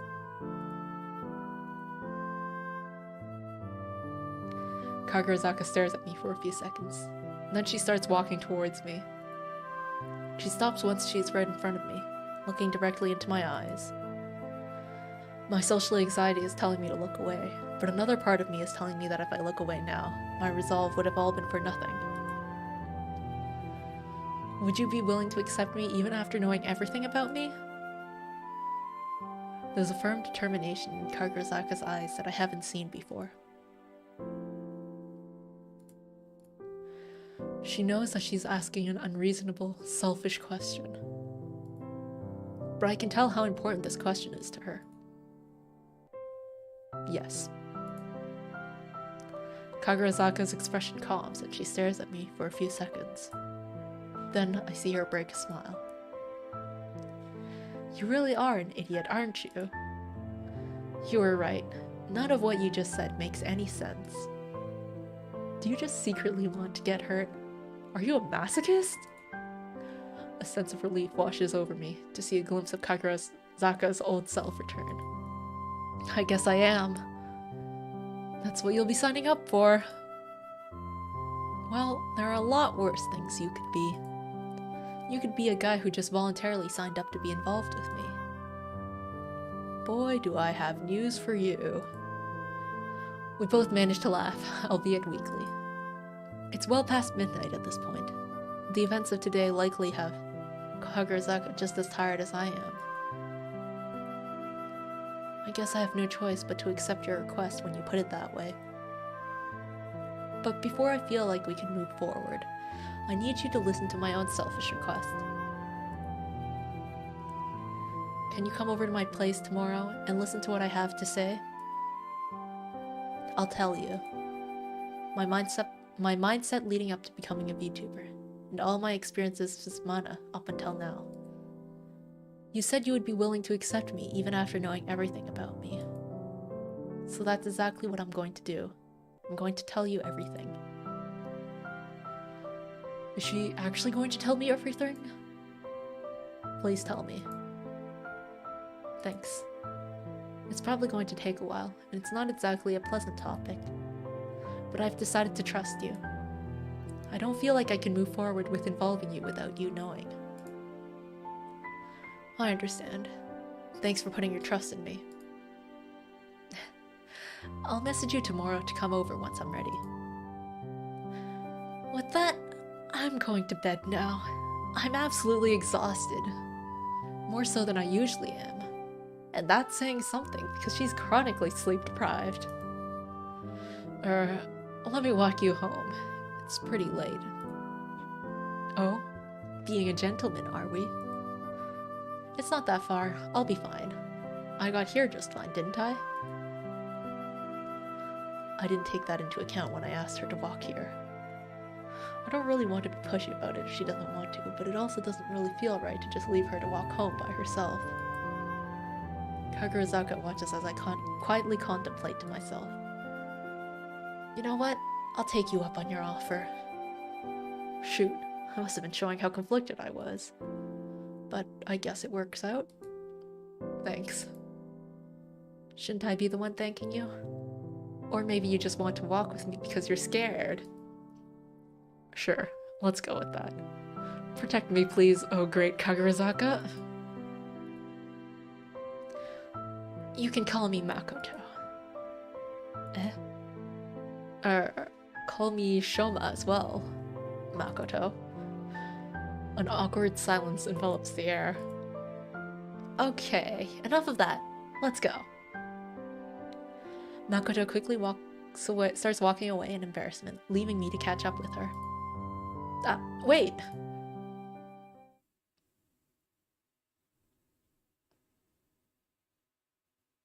And they walk home together. I follow behind Makoto as she quietly walks through the dimly lit streets. The air is tranquil, with our footsteps being the only sounds that can be heard in the stillness of the night. I'm unsure as to what to say to her. Would it be insensitive to ask about Mana right now? I guess I could ask some basic questions. This is a nice BGM. Makoto. Makoto continues to walk, but I can visibly see her posture shift a little. I guess she isn't used to me calling her by her given name. Yeah? So, the voice you use as Mana, that's still you making that voice, right? It's just a bit hard to believe because it's so different. Makoto is visibly surprised for a moment before smiling. She clears her throat and adjusts her posture. Hey, what are you talking about? Don't I sound the same as always? The voice that leaves Makoto's mouth is distinctly Mana's, and down to the exact pitch and way of speaking. The voice isn't too loud, likely as a precaution for being outside, but it's clear enough that I wouldn't ever mistake it. Huh? How do you do that? What do you mean? I'm the same old Makoto. Okay, now I'm just weirded out. Don't be weirded out. Just think of this voice when you think of me. Oh wait, is she still doing the voice? I can't tell. Makoto breaks out in laughter at my visible anguish. Okay, I'll stop. I'm glad we were able to go back to joking around like this despite the events of the past 2 days. I can tell we're still both a bit shaken, but we're trying our best to move forward. Doesn't it get tiring having to change your voice like that? I'm used to it, so not really. I see. Being able to change your voice like that is really impressive. Is it? You might be able to do it yourself if you tried. The lack of proper voice actors is really hurting the scene. Sorry about that. Yeah, I don't think you want to hear my pitched up voice. Maybe you're right. Forget I said anything there. Makoto smiles and turns to continue walking. There are so many other things I want to ask and I'm wondering about. Maybe I can wait until after Makoto tells me everything tomorrow. Hey, Shouma. Now's my turn to feel uncomfortable. It's going to take a bit to get used to her calling me by my given name. I can't say I'm not happy about it though. Yeah? Thanks. For today. And for everything. I'm glad things turned out the way they did. Yeah. Me too. Well, I guess it could have been a little less bumpy along the way. Heh, that's for sure. I want to thank you too. I've been running away from my problems for a while now. But I think you've given me something worth all the hardships. Oh? I must be worth a lot to you then. We still have a lot more to go though. It's not too late to go back to the easier route. It's definitely an easier route, but I don't think I was ever content with how I was. Not because of VTubers themselves. I do get a certain fulfillment from watching them. They've provided a happiness and hope that I can't even begin to describe. Being able to share special experience with them is something beautiful on its own. But I was just using them to substitute for what I truly wanted. What I formed with you and what ended up forming with Mana are two different things. I wouldn't want to give up either. Well, I have some good news for you. Turns out they're the same person, so you get a 2-for-1 deal. Dang, really? I must have hit the jackpot then. But if I'm being serious, I'm really glad to hear you say that. I don't think I would want to give up what I have with you as Makoto or Mana either. Okay, enough with the embarrassing lines. We're almost there. We arrive at the front of Makoto's house. She turns to me. I think I'm going to collapse as soon as I'm inside. I'm pretty sure I aged a few years today. Same here. I can't remember the last time I felt this tired. I kind of feel bad that I made you walk all the way here with me. No, don't feel that way. I was the one who wanted to do this. Don't worry, I have enough in me to make it back. Good night. Wait, is she gonna invite him to sleep over?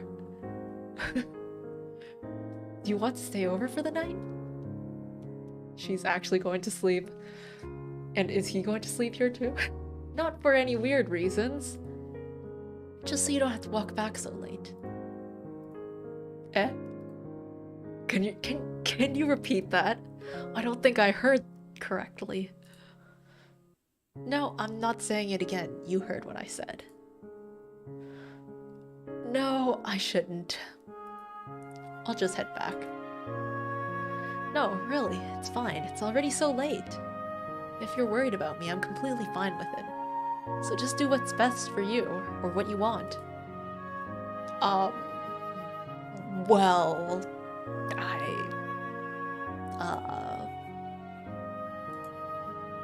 Well, of course I want to, but I probably shouldn't.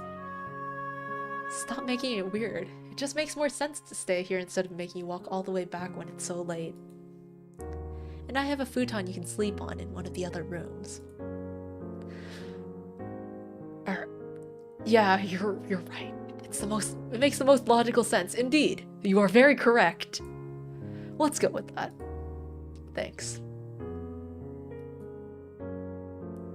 Dang it, she looks unamused.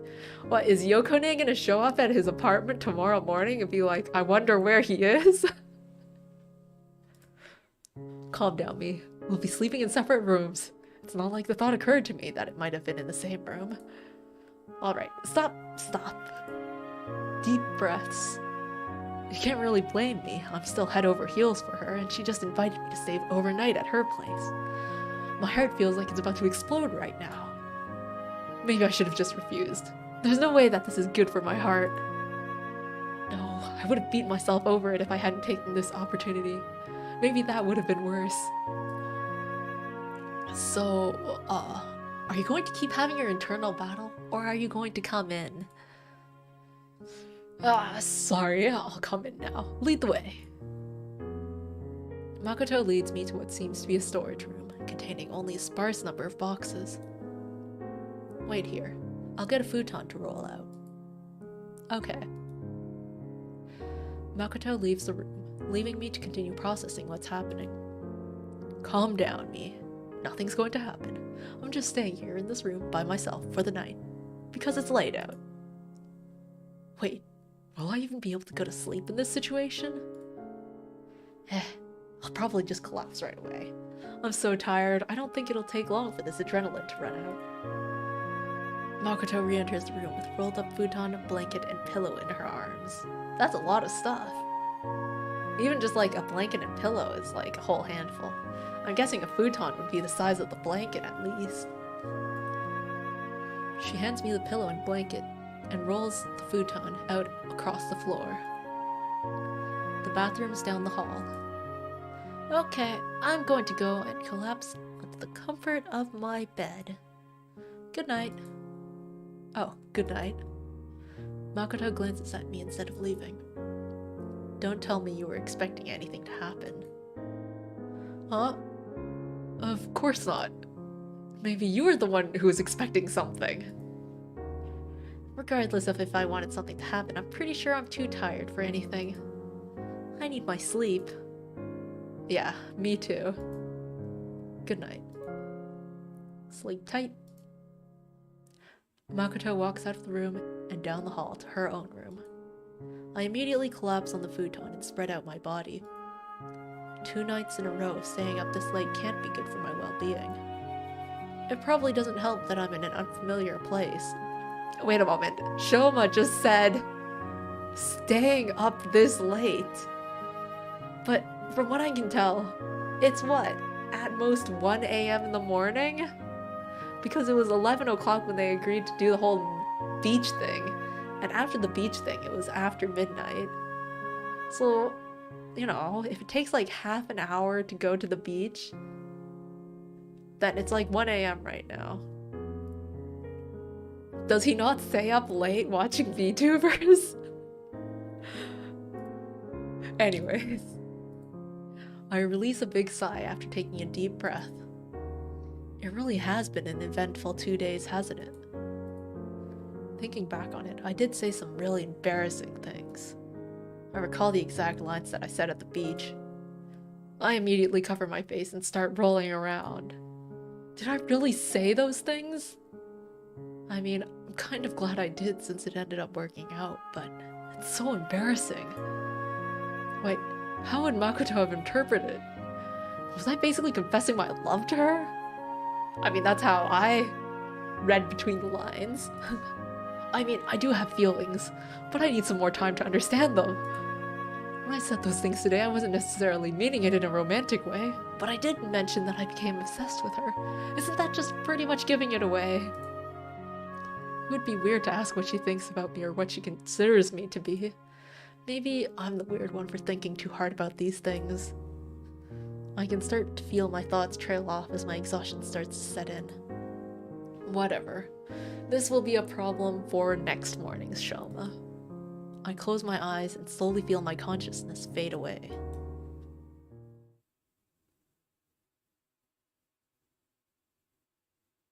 And now it's the next day. The light of a new day shines brightly through the windows and pulls me out of my slumber. I feel a sudden sense of panic as soon as I open my eyes in response to the sight of an unfamiliar room. It takes me a second to recall the events of the previous night. This room is really well lit. There's like 2 huge windows. Oh yeah, I'm at Makoto's place. It still feels like a dream, everything that's happened. My body does not feel the greatest, that's for sure. What time is it? I pull out my phone to see that it's already past noon. That's a lot of sleep then.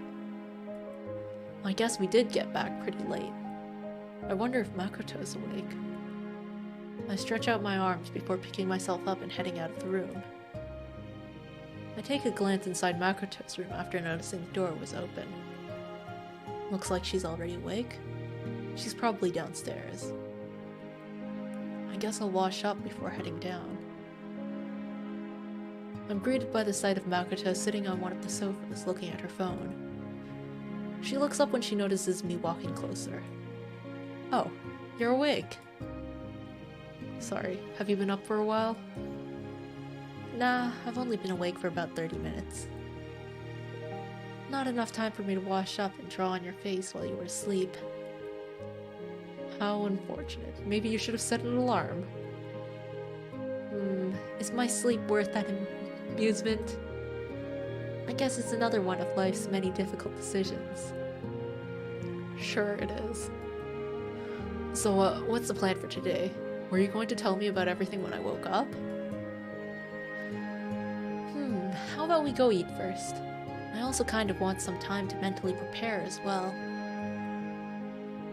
How about this? We can go eat, then I'll head back to my place so I can have the chance to shower and change clothes. Then I can head back here. Alright, sounds like a plan. Alright. A meal together? Makoto sits across from me, her mouth full of pancakes. She eats with the same nonchalance as she had when I ate with her in the city. It's still as amusing to see as before. She looks at me after she swallows her current bite. I thought the house was entirely empty excluding her room and one random tree. Yeah, it's good to know that there's actually some other furniture. Because that room definitely didn't, that storage room definitely didn't give a good impression. You must have a lot of questions, don't you? Yeah, a ton. But I figured a lot of them might be answered later today. And I didn't think it would be good to bring it up in a public setting. I see. How thoughtful of you.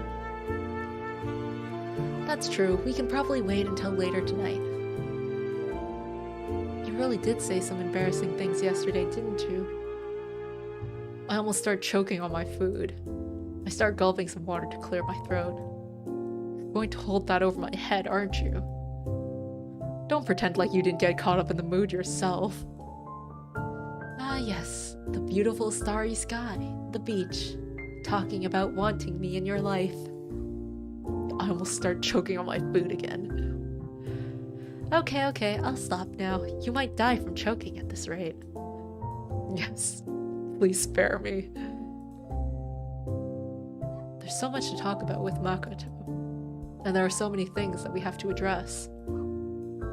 Wait, isn't the anniversary stream in 3 days? I was thinking the same. I was thinking, do you guys have the leisure to be spending a whole day talking about stuff when the anniversary stream is like days away?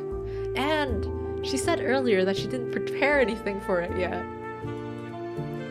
Should I even bring that up? I'm sure Makoto knows, but still. Hey, is this really okay? Us being here and chatting? I feel like there are so many things we have to address, and your anniversary stream is coming up. You know, I was feeling the exact same way, but for a different reason. The anniversary stream is in 3 days, isn't it? It's true that there's a ton of stuff to be done for that, and that I'm still feeling a ton of anxiety about it. But it'll work out, I think. Before I can commit myself to that, I need to be able to get past this mental and emotional wall before me. I can't move forward with you without telling you what I need to tell you. And moments like these aren't bad. They may be fleeting, but it really lets me take a moment to appreciate things. Yeah, you're right. I guess we don't always have to be trying to tackle some problem. You said you were feeling the same way for a different reason, right? What's the reason? Moments of fleeting happiness like these make me question if it's really okay to feel this way. As for the reason, let's save that for tonight. I have a feeling I know where she's getting at, but I don't want to push it. She's right. We can wait until tonight and enjoy the current moment of peace. Alright. Oh yeah, I do remember you mentioning that you wish for people to achieve true happiness in one of your, talks. Oh yeah, I did mention that in my stream a few days ago, didn't I? Shouma trying to tiptoe around it with talks. And then Makoto being like, oh yeah, my stream! What exactly did you mean by true happiness? Well, it's not really something that's clearly defined. It's just that when some people define happiness, they think of it as a state where there's a lack of sadness or pain. Or they think of it as merely being satisfied with a neutral state. I guess it all depends on the person. But I want to truly say that I'm a happy person, where I can smile and laugh without forcing it and not have to worry about everything else. I see. Would you consider this moment to be true happiness? You mentioned that this was a moment of happiness. That's the thing. It's only ephemeral. I still wouldn't consider myself a happy person, though. It's all really vague, isn't it? I think that's fine. I say that so much in this kinetic novel here. But I think, yeah, different people have different definitions of happiness, as she said.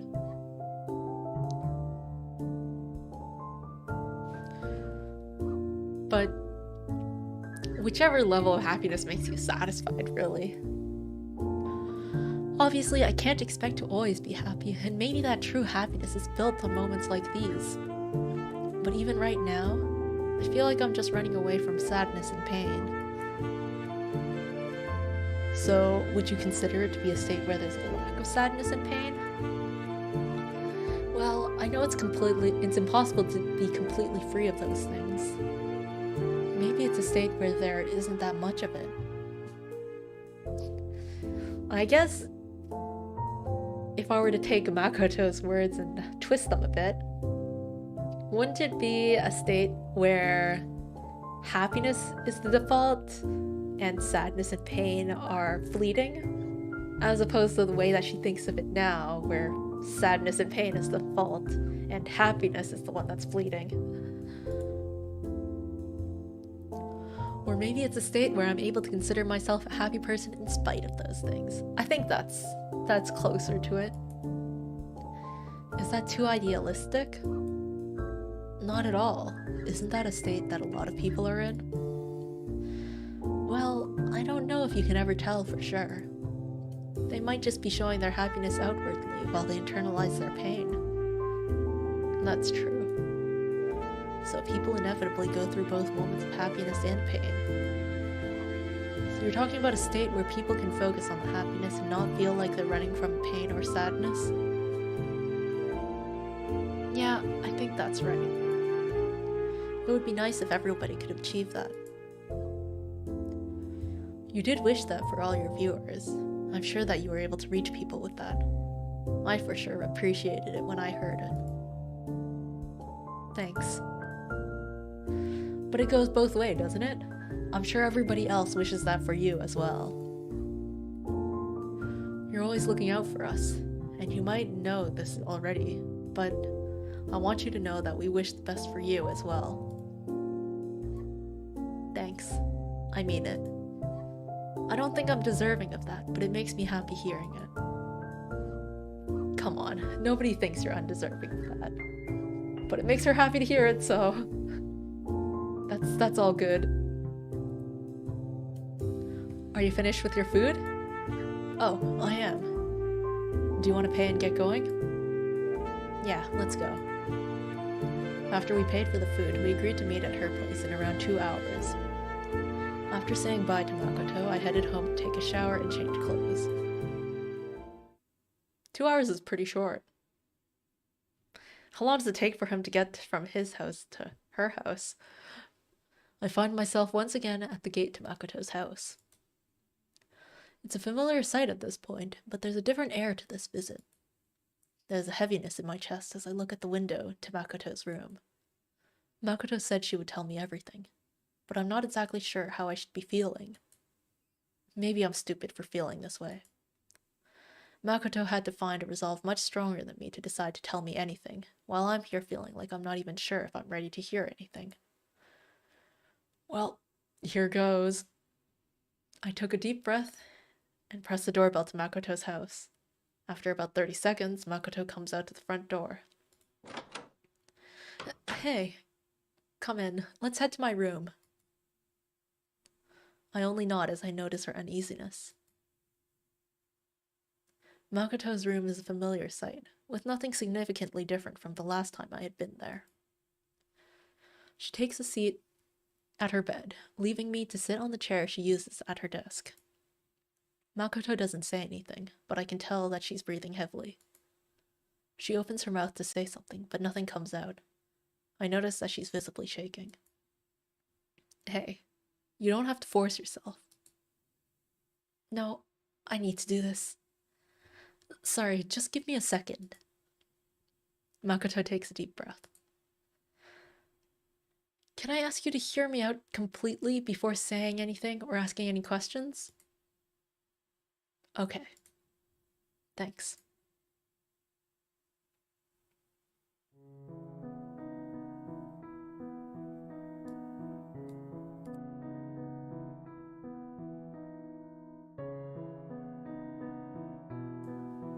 Alright, so it went all novel mode. Where do I even start? Like I mentioned before, I've always hated myself, even before becoming a VTuber. I've always been the type of person to hurt people because of how I am. I'm not good at expressing my feelings, so I lead people to think that I don't care about them, or that I might not like them, even if that's not true. A tsundere? I've always admired the people who can wear their heart on their sleeve and effortlessly build a positive connection with others. Whereas someone like me will just give others the wrong idea. But actually, is it even the wrong idea? I wouldn't consider myself a nice person. It's easy for me to fall into the trap of condemning people for taking actions I perceive as wrong or ignorant. I don't want to think like that. I want to be able to accept people and believe in their capacity for good.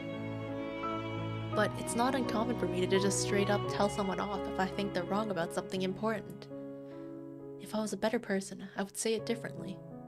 Or maybe I wouldn't say anything at all. But I'm not that kind of person. I've hurt a lot of people by doing that. I don't think my family situation helped my mindset at a young age either. My parents divorced when I was in middle school. I saw a lot of bad fights prior to that, and they weren't that uncommon after the fact, since I was going back and forth between them for a while.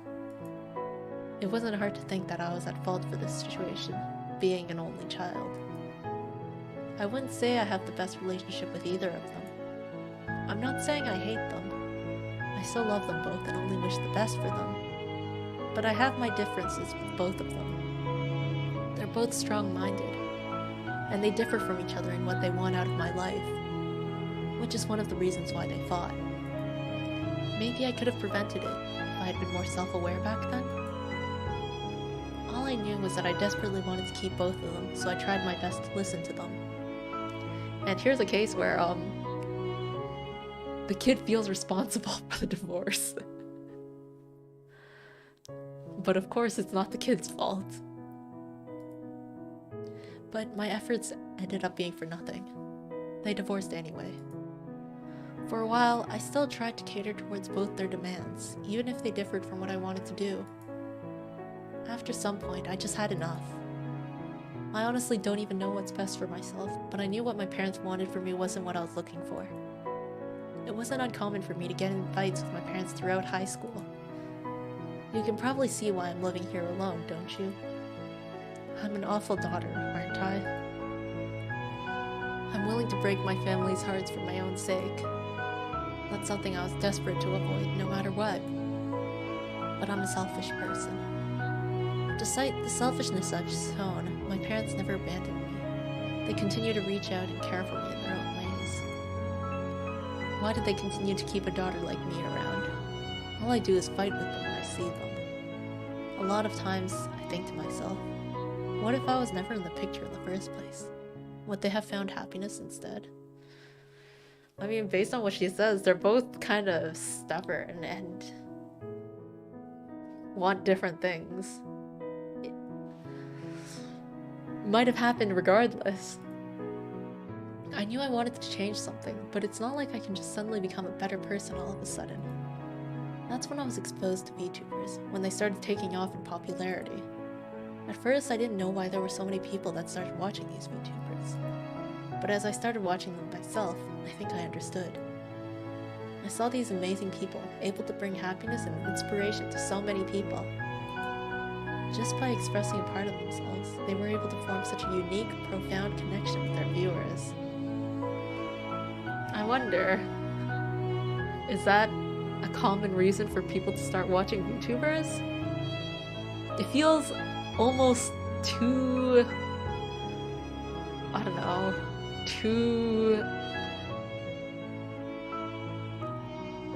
too high level to watch people because they bring happiness and inspiration to many people. It's like such a grand reason. I mean, for me, I just started watching VTubers because they were relatable. Like, they're just, oh, it's just someone who's streaming, someone who's talking. Not someone who's going like, hey YouTube, what's up? You know, YouTuber, like. They just seem like pretty normal people. Of course, there's also the less normal ones. But they're all different people, I guess, is the main part. I knew that this was something I wanted to try. The idea that I could reinvent myself and try to become the person I wanted to be, and share the things I love, just appealed to me. It's only been about a year, but I get nostalgic thinking back on my beginnings as Mana. Before I even had the idea of Mana, I did a ton of research and brushed up on my skills. I applied to a bunch of agencies and got rejected at every single one. Eventually, the idea of Mana came to me one night, and I decided to try and make it as an indie VTuber. I wanted to ultimately be responsible for my own success as a VTuber. I spent a lot of time and resources coming up with the design of Mana and having it created. Eventually, I debuted. I don't think there were more than 5 viewers at any given point of the stream, but I was still happy. I think starting out, I was just happy that anybody would come to watch. I would recognize the few people that would stop by and feel bad if they stopped showing up. If I found them on another stream instead, then that would hurt even more. But still. I found you because I was looking to draw, but drawing is really boring alone, so I looked for an artist who's in the same boat. Yeah. I feel like most people... Okay, maybe I shouldn't say that. It makes sense for me that people would look for VTubers because they do something mundane more so than something crazy. If they do something like wild or like out there, it might be good for like getting eyes on them maybe. But scratch that, someone told me about you. That sounds a bit closer. But yeah. I guess there's a lot of ways that people can start watching someone.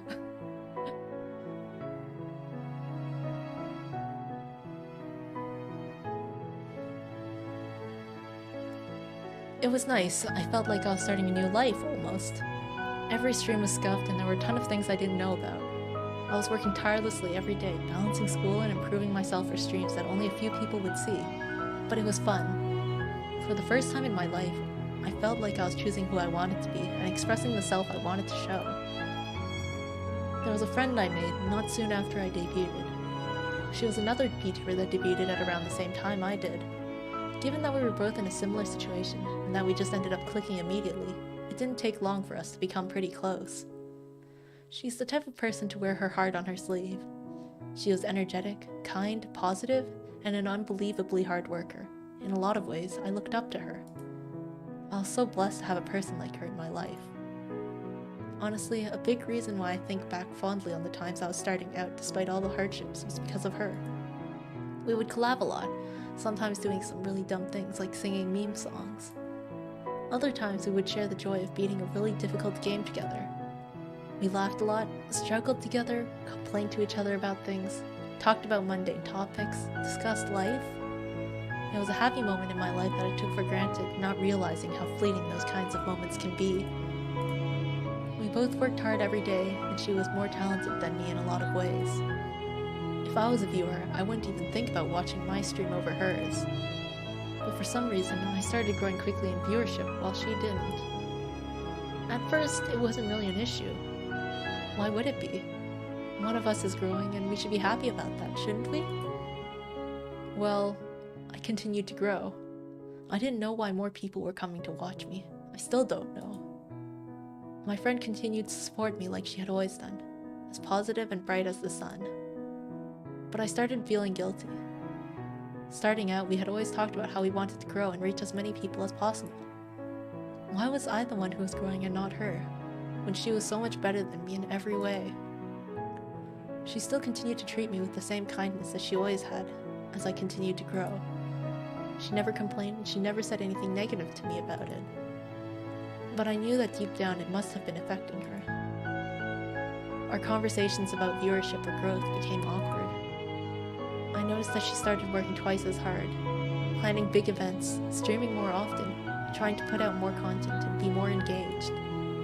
But none of her efforts were ever rewarded. It hurt so much to see her barely grow despite the effort that she put in. I started becoming hyper-fixated on viewership numbers, even though I knew I shouldn't. At first, I would try my best to try and promote her in my own stream, but that ended up making things worse. After a certain point, it just seemed like I was desperately trying to promote her. She ended up getting backlash that she was just trying to piggyback off my own popularity. And a part of why I was doing it was out of pity. I wanted to try and help her, but I wasn't actually thinking about how she felt. I mean, I don't know exactly how she was promoting her friend, but I don't think that's like a bad thing. I think the bad thing is the backlash from the fans.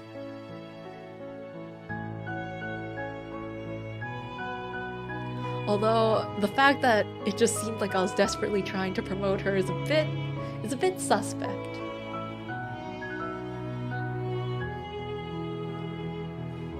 Like, was she like stopping every few moments in her stream to be like, "You like me? Then subscribe to this other person." But yeah, I blame the backlash. Would you really feel fulfilled if someone just handed you viewers because they felt bad for you? The worst part about it all is that she never condemned me for anything. If someone just handed you viewers because they felt bad for you, is that so much different than randomly getting views because of an algorithm? Like, you just get blessed by the algorithm and then viewers come to you? At least, you know where the viewers are coming from, if it's your friend. Because there's that idea, right? That the challenge isn't getting viewers, it's getting viewers to stay. So even if you get handed viewers out of pity, your goal should be trying to retain those viewers.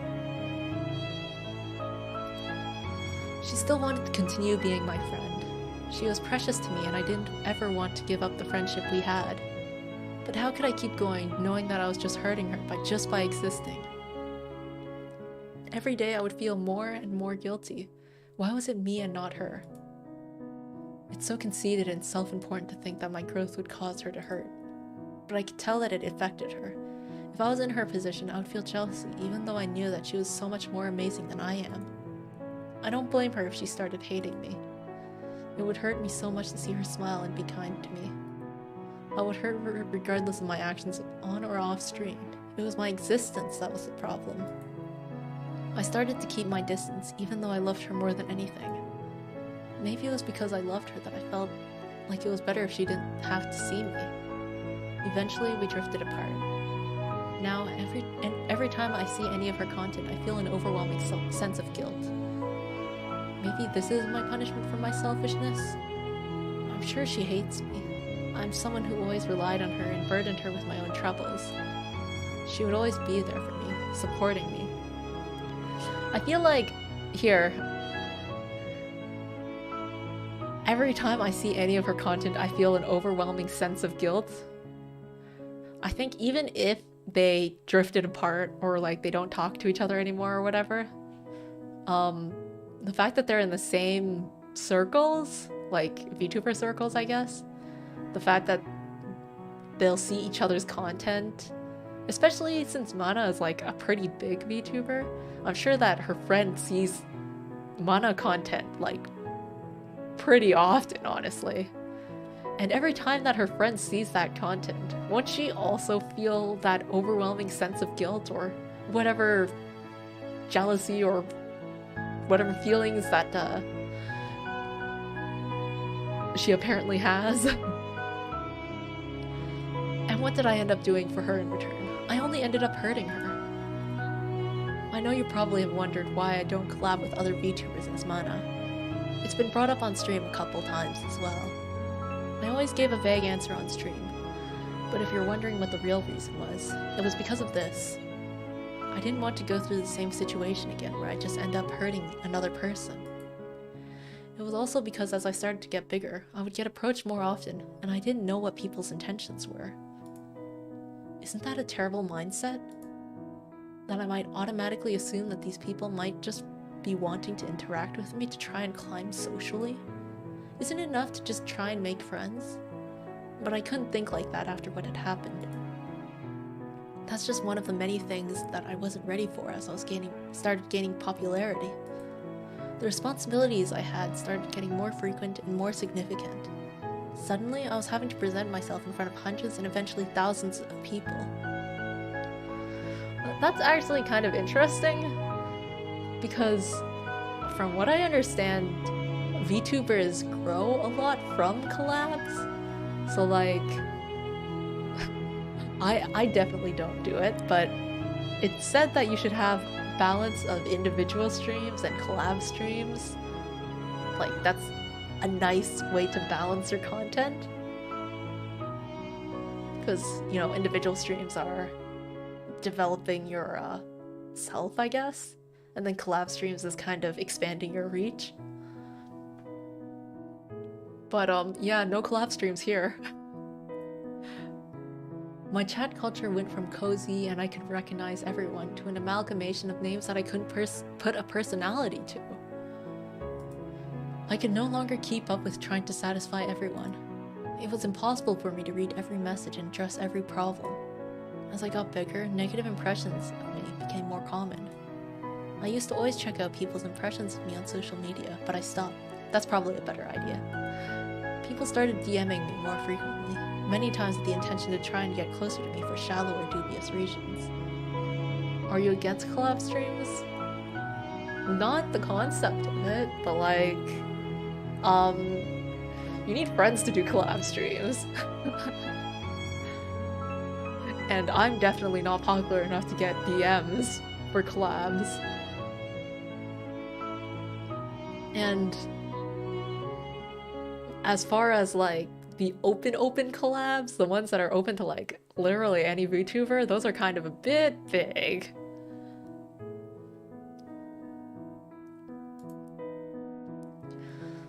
Sometimes I would even get straight confessions from people I've never met. I didn't know how to respond to that. I started having to really watch what I say, both on stream and on social media.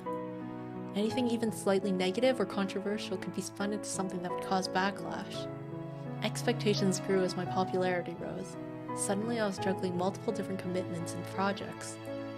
I started struggling to meet deadlines, so I poured all of the time I had to try and meet what was expected of me. I stopped having time to enjoy my passions in my own time, like playing video games.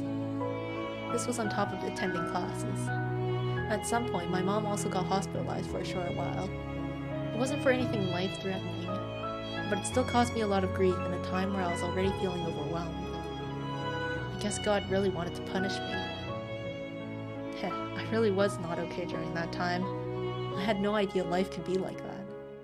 I wasn't ready for any of it, not mentally, physically, or emotionally.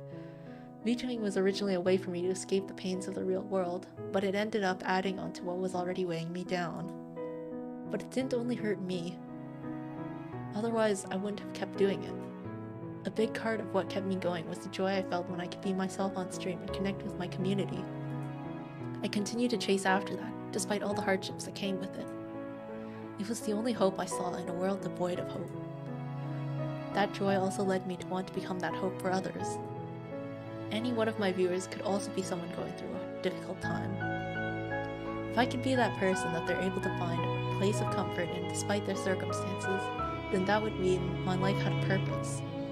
So I kept smiling on stream. I kept trying to be that bright, positive person I strived to be. Eventually, that's the identity that Mana became known as. I must have done a good job then. And I think most people would tell me that I can be happy and satisfied about that. But that's all I could do. Keep that image up only on stream. Off stream, I was absolutely miserable. I didn't smile, I wasn't positive. I would never say that I was a happy person. There were so many times where I felt so tired of everything. I would find myself unable to pull myself out of bed despite the enormous amount of work that still had to be done. This all ended up culminating in what's been leading up to my anniversary stream. I was so desperate to find an answer, but I think I knew the real answer all along. I'm just getting what I deserve.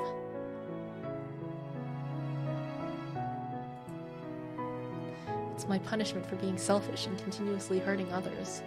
It's my punishment for lying and deceiving everybody. I can never truly be the strong, kind, and happy person that I want to be. Instead, all I do is hurt others by existing. Makoto's voice goes weak as she looks away. If all I do is hurt people, and if the only value I bring is built on a bed of lies, maybe it would have been better if I had never existed. What? If I had never been born, my parents wouldn't have fought over me and divorced. If I had never been there to start VTubing, my friend would have never gotten hurt. If I hadn't selfishly gotten you involved, you wouldn't have been burdened with such a selfish, worthless person. And there's so much wrong with all of those statements. Because there's so many good things that would have happened also. Everybody has a right to hate me. But why? Why does no one express their hate for me? Oh hey, there it is. She keeps saying that everyone hates her, but no one actually hates her. Why does everybody keep showing me their kindness?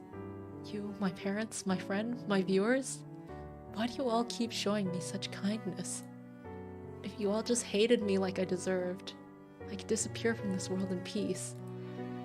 Tears start forming from Makoto's eyes. I'm unable to sit still anymore.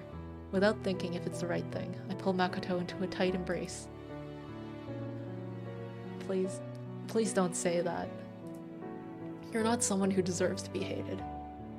Please, don't blame yourself for those things.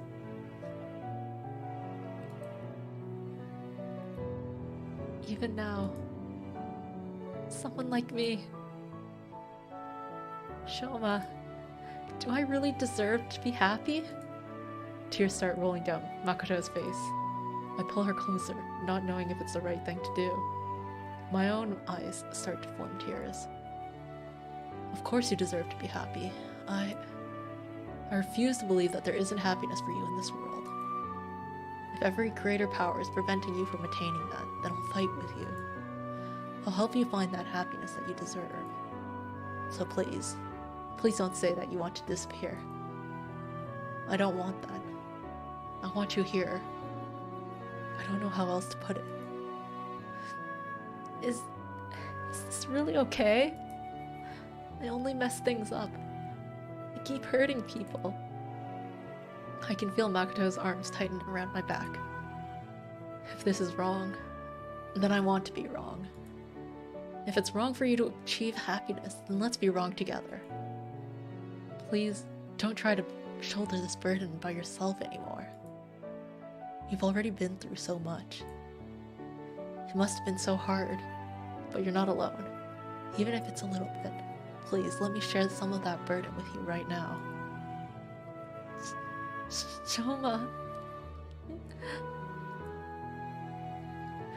The last of Makoto's restraint breaks and the sound of her sobbing fills my ears. I'm unable to hold back my own tears as I hold Makoto even tighter. I don't know if I said the right things. I don't know how we should approach the future. All I know is that right now, and going forward, I want to be there, here for Makoto. I don't want her to ever have to shoulder so many burdens alone. Even if this is the only thing I can do in my power for her, I want to be here for her.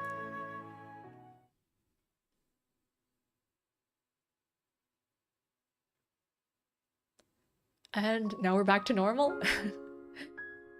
I pick up the waistband in Makoto's room and put it in front of her as she wipes her face with tissues. I take a seat next to her after she finishes blowing her nose into a tissue and throwing it into the waistbin. How are you feeling? No idea, but better, I think. It feels like a weight's been lifted off my shoulders. This is the first time I've told anybody about all this. Well, if there's anything else that comes up that you feel like you want to let out, then please, rely on me. Thanks. We both sit silently for a bit, simply appreciating the company of each other. Sorry about, your shirt. I look down to notice that my shoulder is still wet from the mess that Makoto had made. Don't worry about it. So, what will you do moving forward? I'll choose to trust you. I want you to walk this path with me. After all, you did tell me that you'll help find my happiness. Hearing that makes it sound really embarrassing. But I did, and I wouldn't have it any other way. I don't think it'll be easy to change my mindset. There are still a lot of things that I hate about myself, and I don't see myself suddenly becoming a stronger person anytime soon. But I think I found some inspiration in you to find the strength I'm looking for. Huh? Me? I wouldn't particularly call myself a strong person.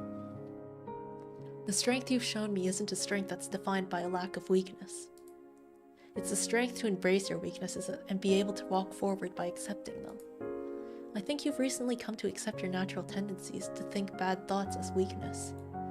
And you've been able to walk forward with what you want by accepting that they're an inevitable part of you.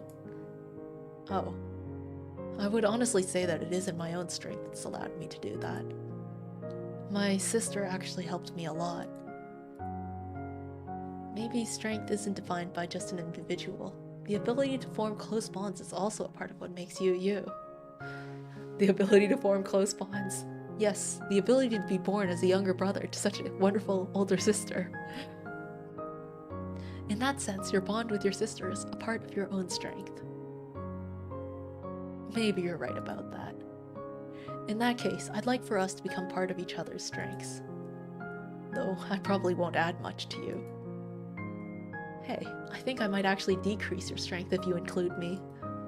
But sure, let's do it. We both start laughing, albeit weakly. I'm glad that we're able to laugh like this despite the heaviness that was in the air earlier. These two seem to be able to laugh at a lot of things, despite the heaviness in the air. Makoto wipes the tears from her eyes once again. This time, it seems like they've stopped. Regarding the struggles I talked about relating to being a VTuber, I don't think they'll ever get easier. There will always be commitments, expectations, and situations that I'll have to overcome as a VTuber. But I think now that I have at least one person that understands me, I'll be okay. Is there anything I can do to help? In terms of the workload? Do you have any experience with video editing, VTubing software, or streaming? Not really. Well, I don't think you can really help with singing. I wouldn't want you touching anything relating to my commissions. Same thing with interfacing with vendors for merchandise. Well, I'm sure there's grunt work I could have you do. I don't know, making clips? I guess that's better than nothing. What about what you think about Mana? Of course, I don't blame people for pushing the current identity of Mana onto me. In the end, it's my own fault that I feel guilty about lying to people. I put on the appearance of someone who I wish to be when I'm nowhere close to reaching that point. I never intended to trick people by masking my true self. I put on this appearance of a greater version of myself, in hopes that I can one day become that person by internalizing that behavior. But maybe I'm just deceiving myself, along with everybody else. It doesn't feel right to call what you're doing disingenuous or dishonest. Nobody can naturally be the best version of themselves. There's nothing wrong with trying to change how we naturally behave so that we can become a better person. Can you really call that deceit? Isn't that still being emotionally honest? I don't know. I'm not sure if what I'm doing is right. I don't think I should be hiding my true self, but at the same time, my true self is not something I want to show people. Is there really anything wrong with hiding a part of yourself? Sure, it can be done in deceitful or manipulative ways. But isn't hiding parts of ourselves that we don't want to show others something we all do? We're kind of rehashing some previous discussion points. And is it really wrong to show a different side of yourself if that's what you wish to be?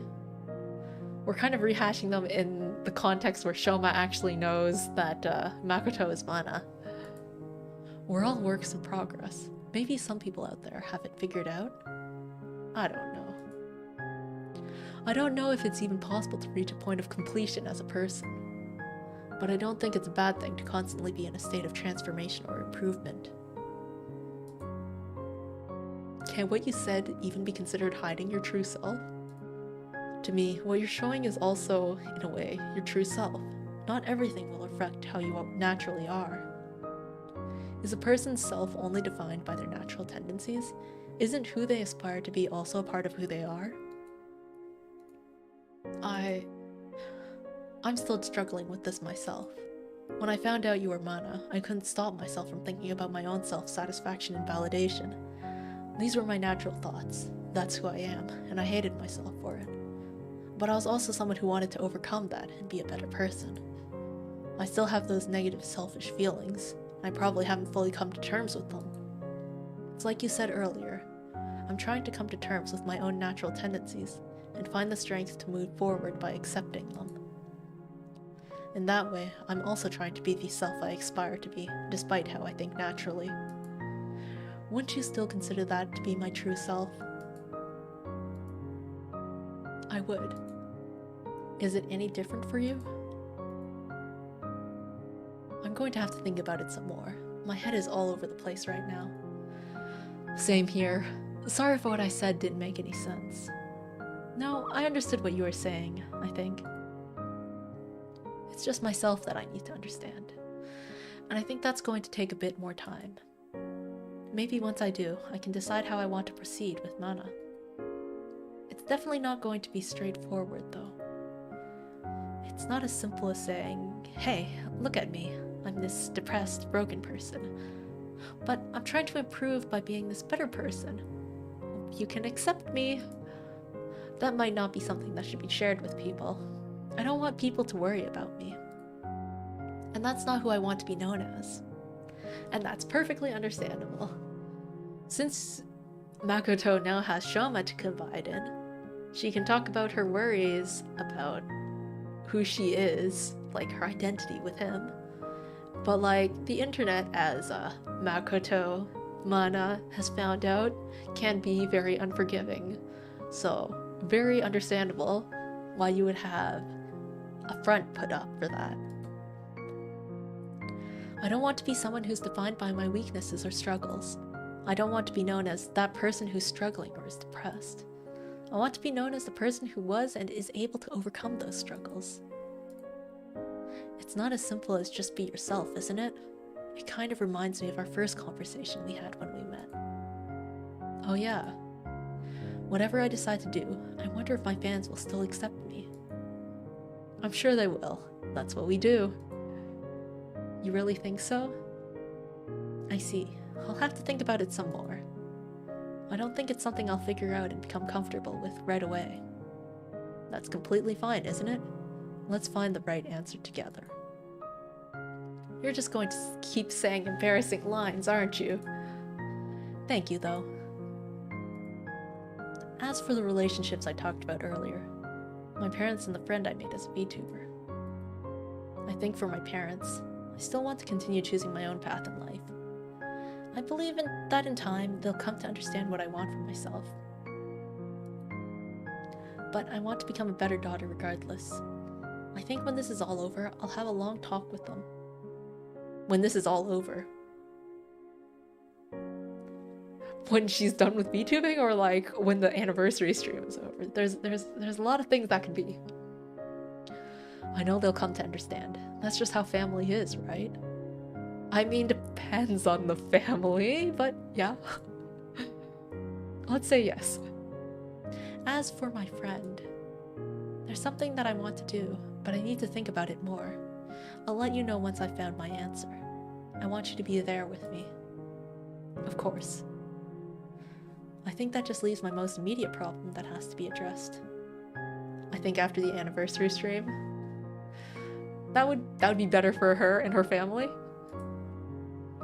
My anniversary stream is only in 3 days. How much is there still left to do? Well, there's the final checks I have to do with the art pieces I've commissioned, making sure everything is set up correctly with my vendor for the merchandise.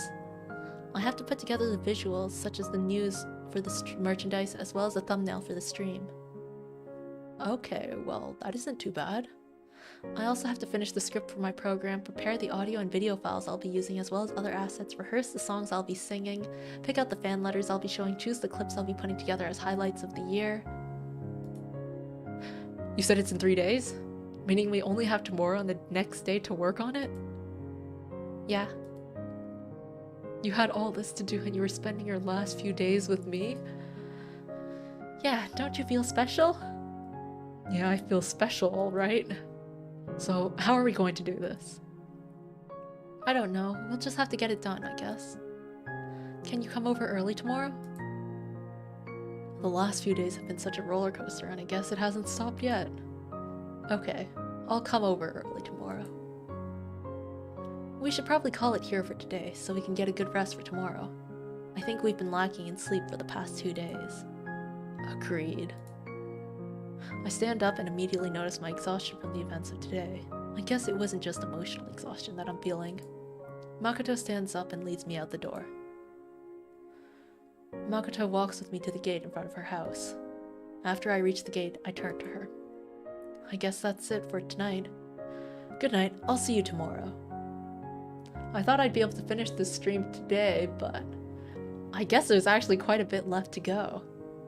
So perhaps I will end this stream as well once Shouma gets home. Wait. Okay, something's happening. Makoto immediately walks up to me and locks me in a warm embrace. Makoto? Hush, let me have this before you go. After recovering from being caught off guard, I return the hug. My heart is pounding so loudly I'm sure that Makoto can hear it. We stay like this for about 10 seconds until Makoto releases me. Thanks. For that, and for everything else today. Of course. Anytime. Thank you too for everything.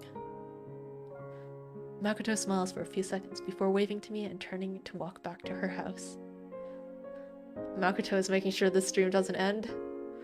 Well, she extended it for just a bit, but it's still going to end. I watch as she reaches the door to her house and turns her head to give me one last smile before entering her house. Her smile was unlike the sad one that she usually gives. This one was of hope for the future. As uncertain as it may be, we'll walk down whatever path it takes us. Together. Alright. So, that's it for...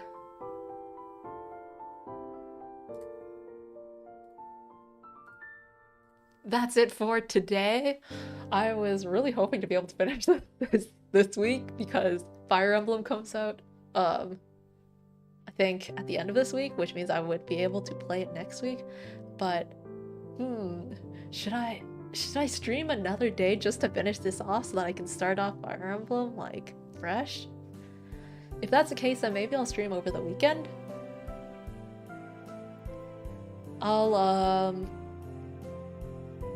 I'll decide that sometime this week.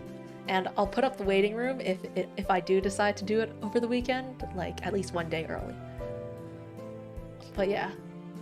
At this point, I think only one more stream should be able to do it, because they did their reveal last week. They made up this week, so then next week should just be their anniversary stream, which they're getting ready for right now. I say their anniversary stream, but it's just Mano's anniversary stream.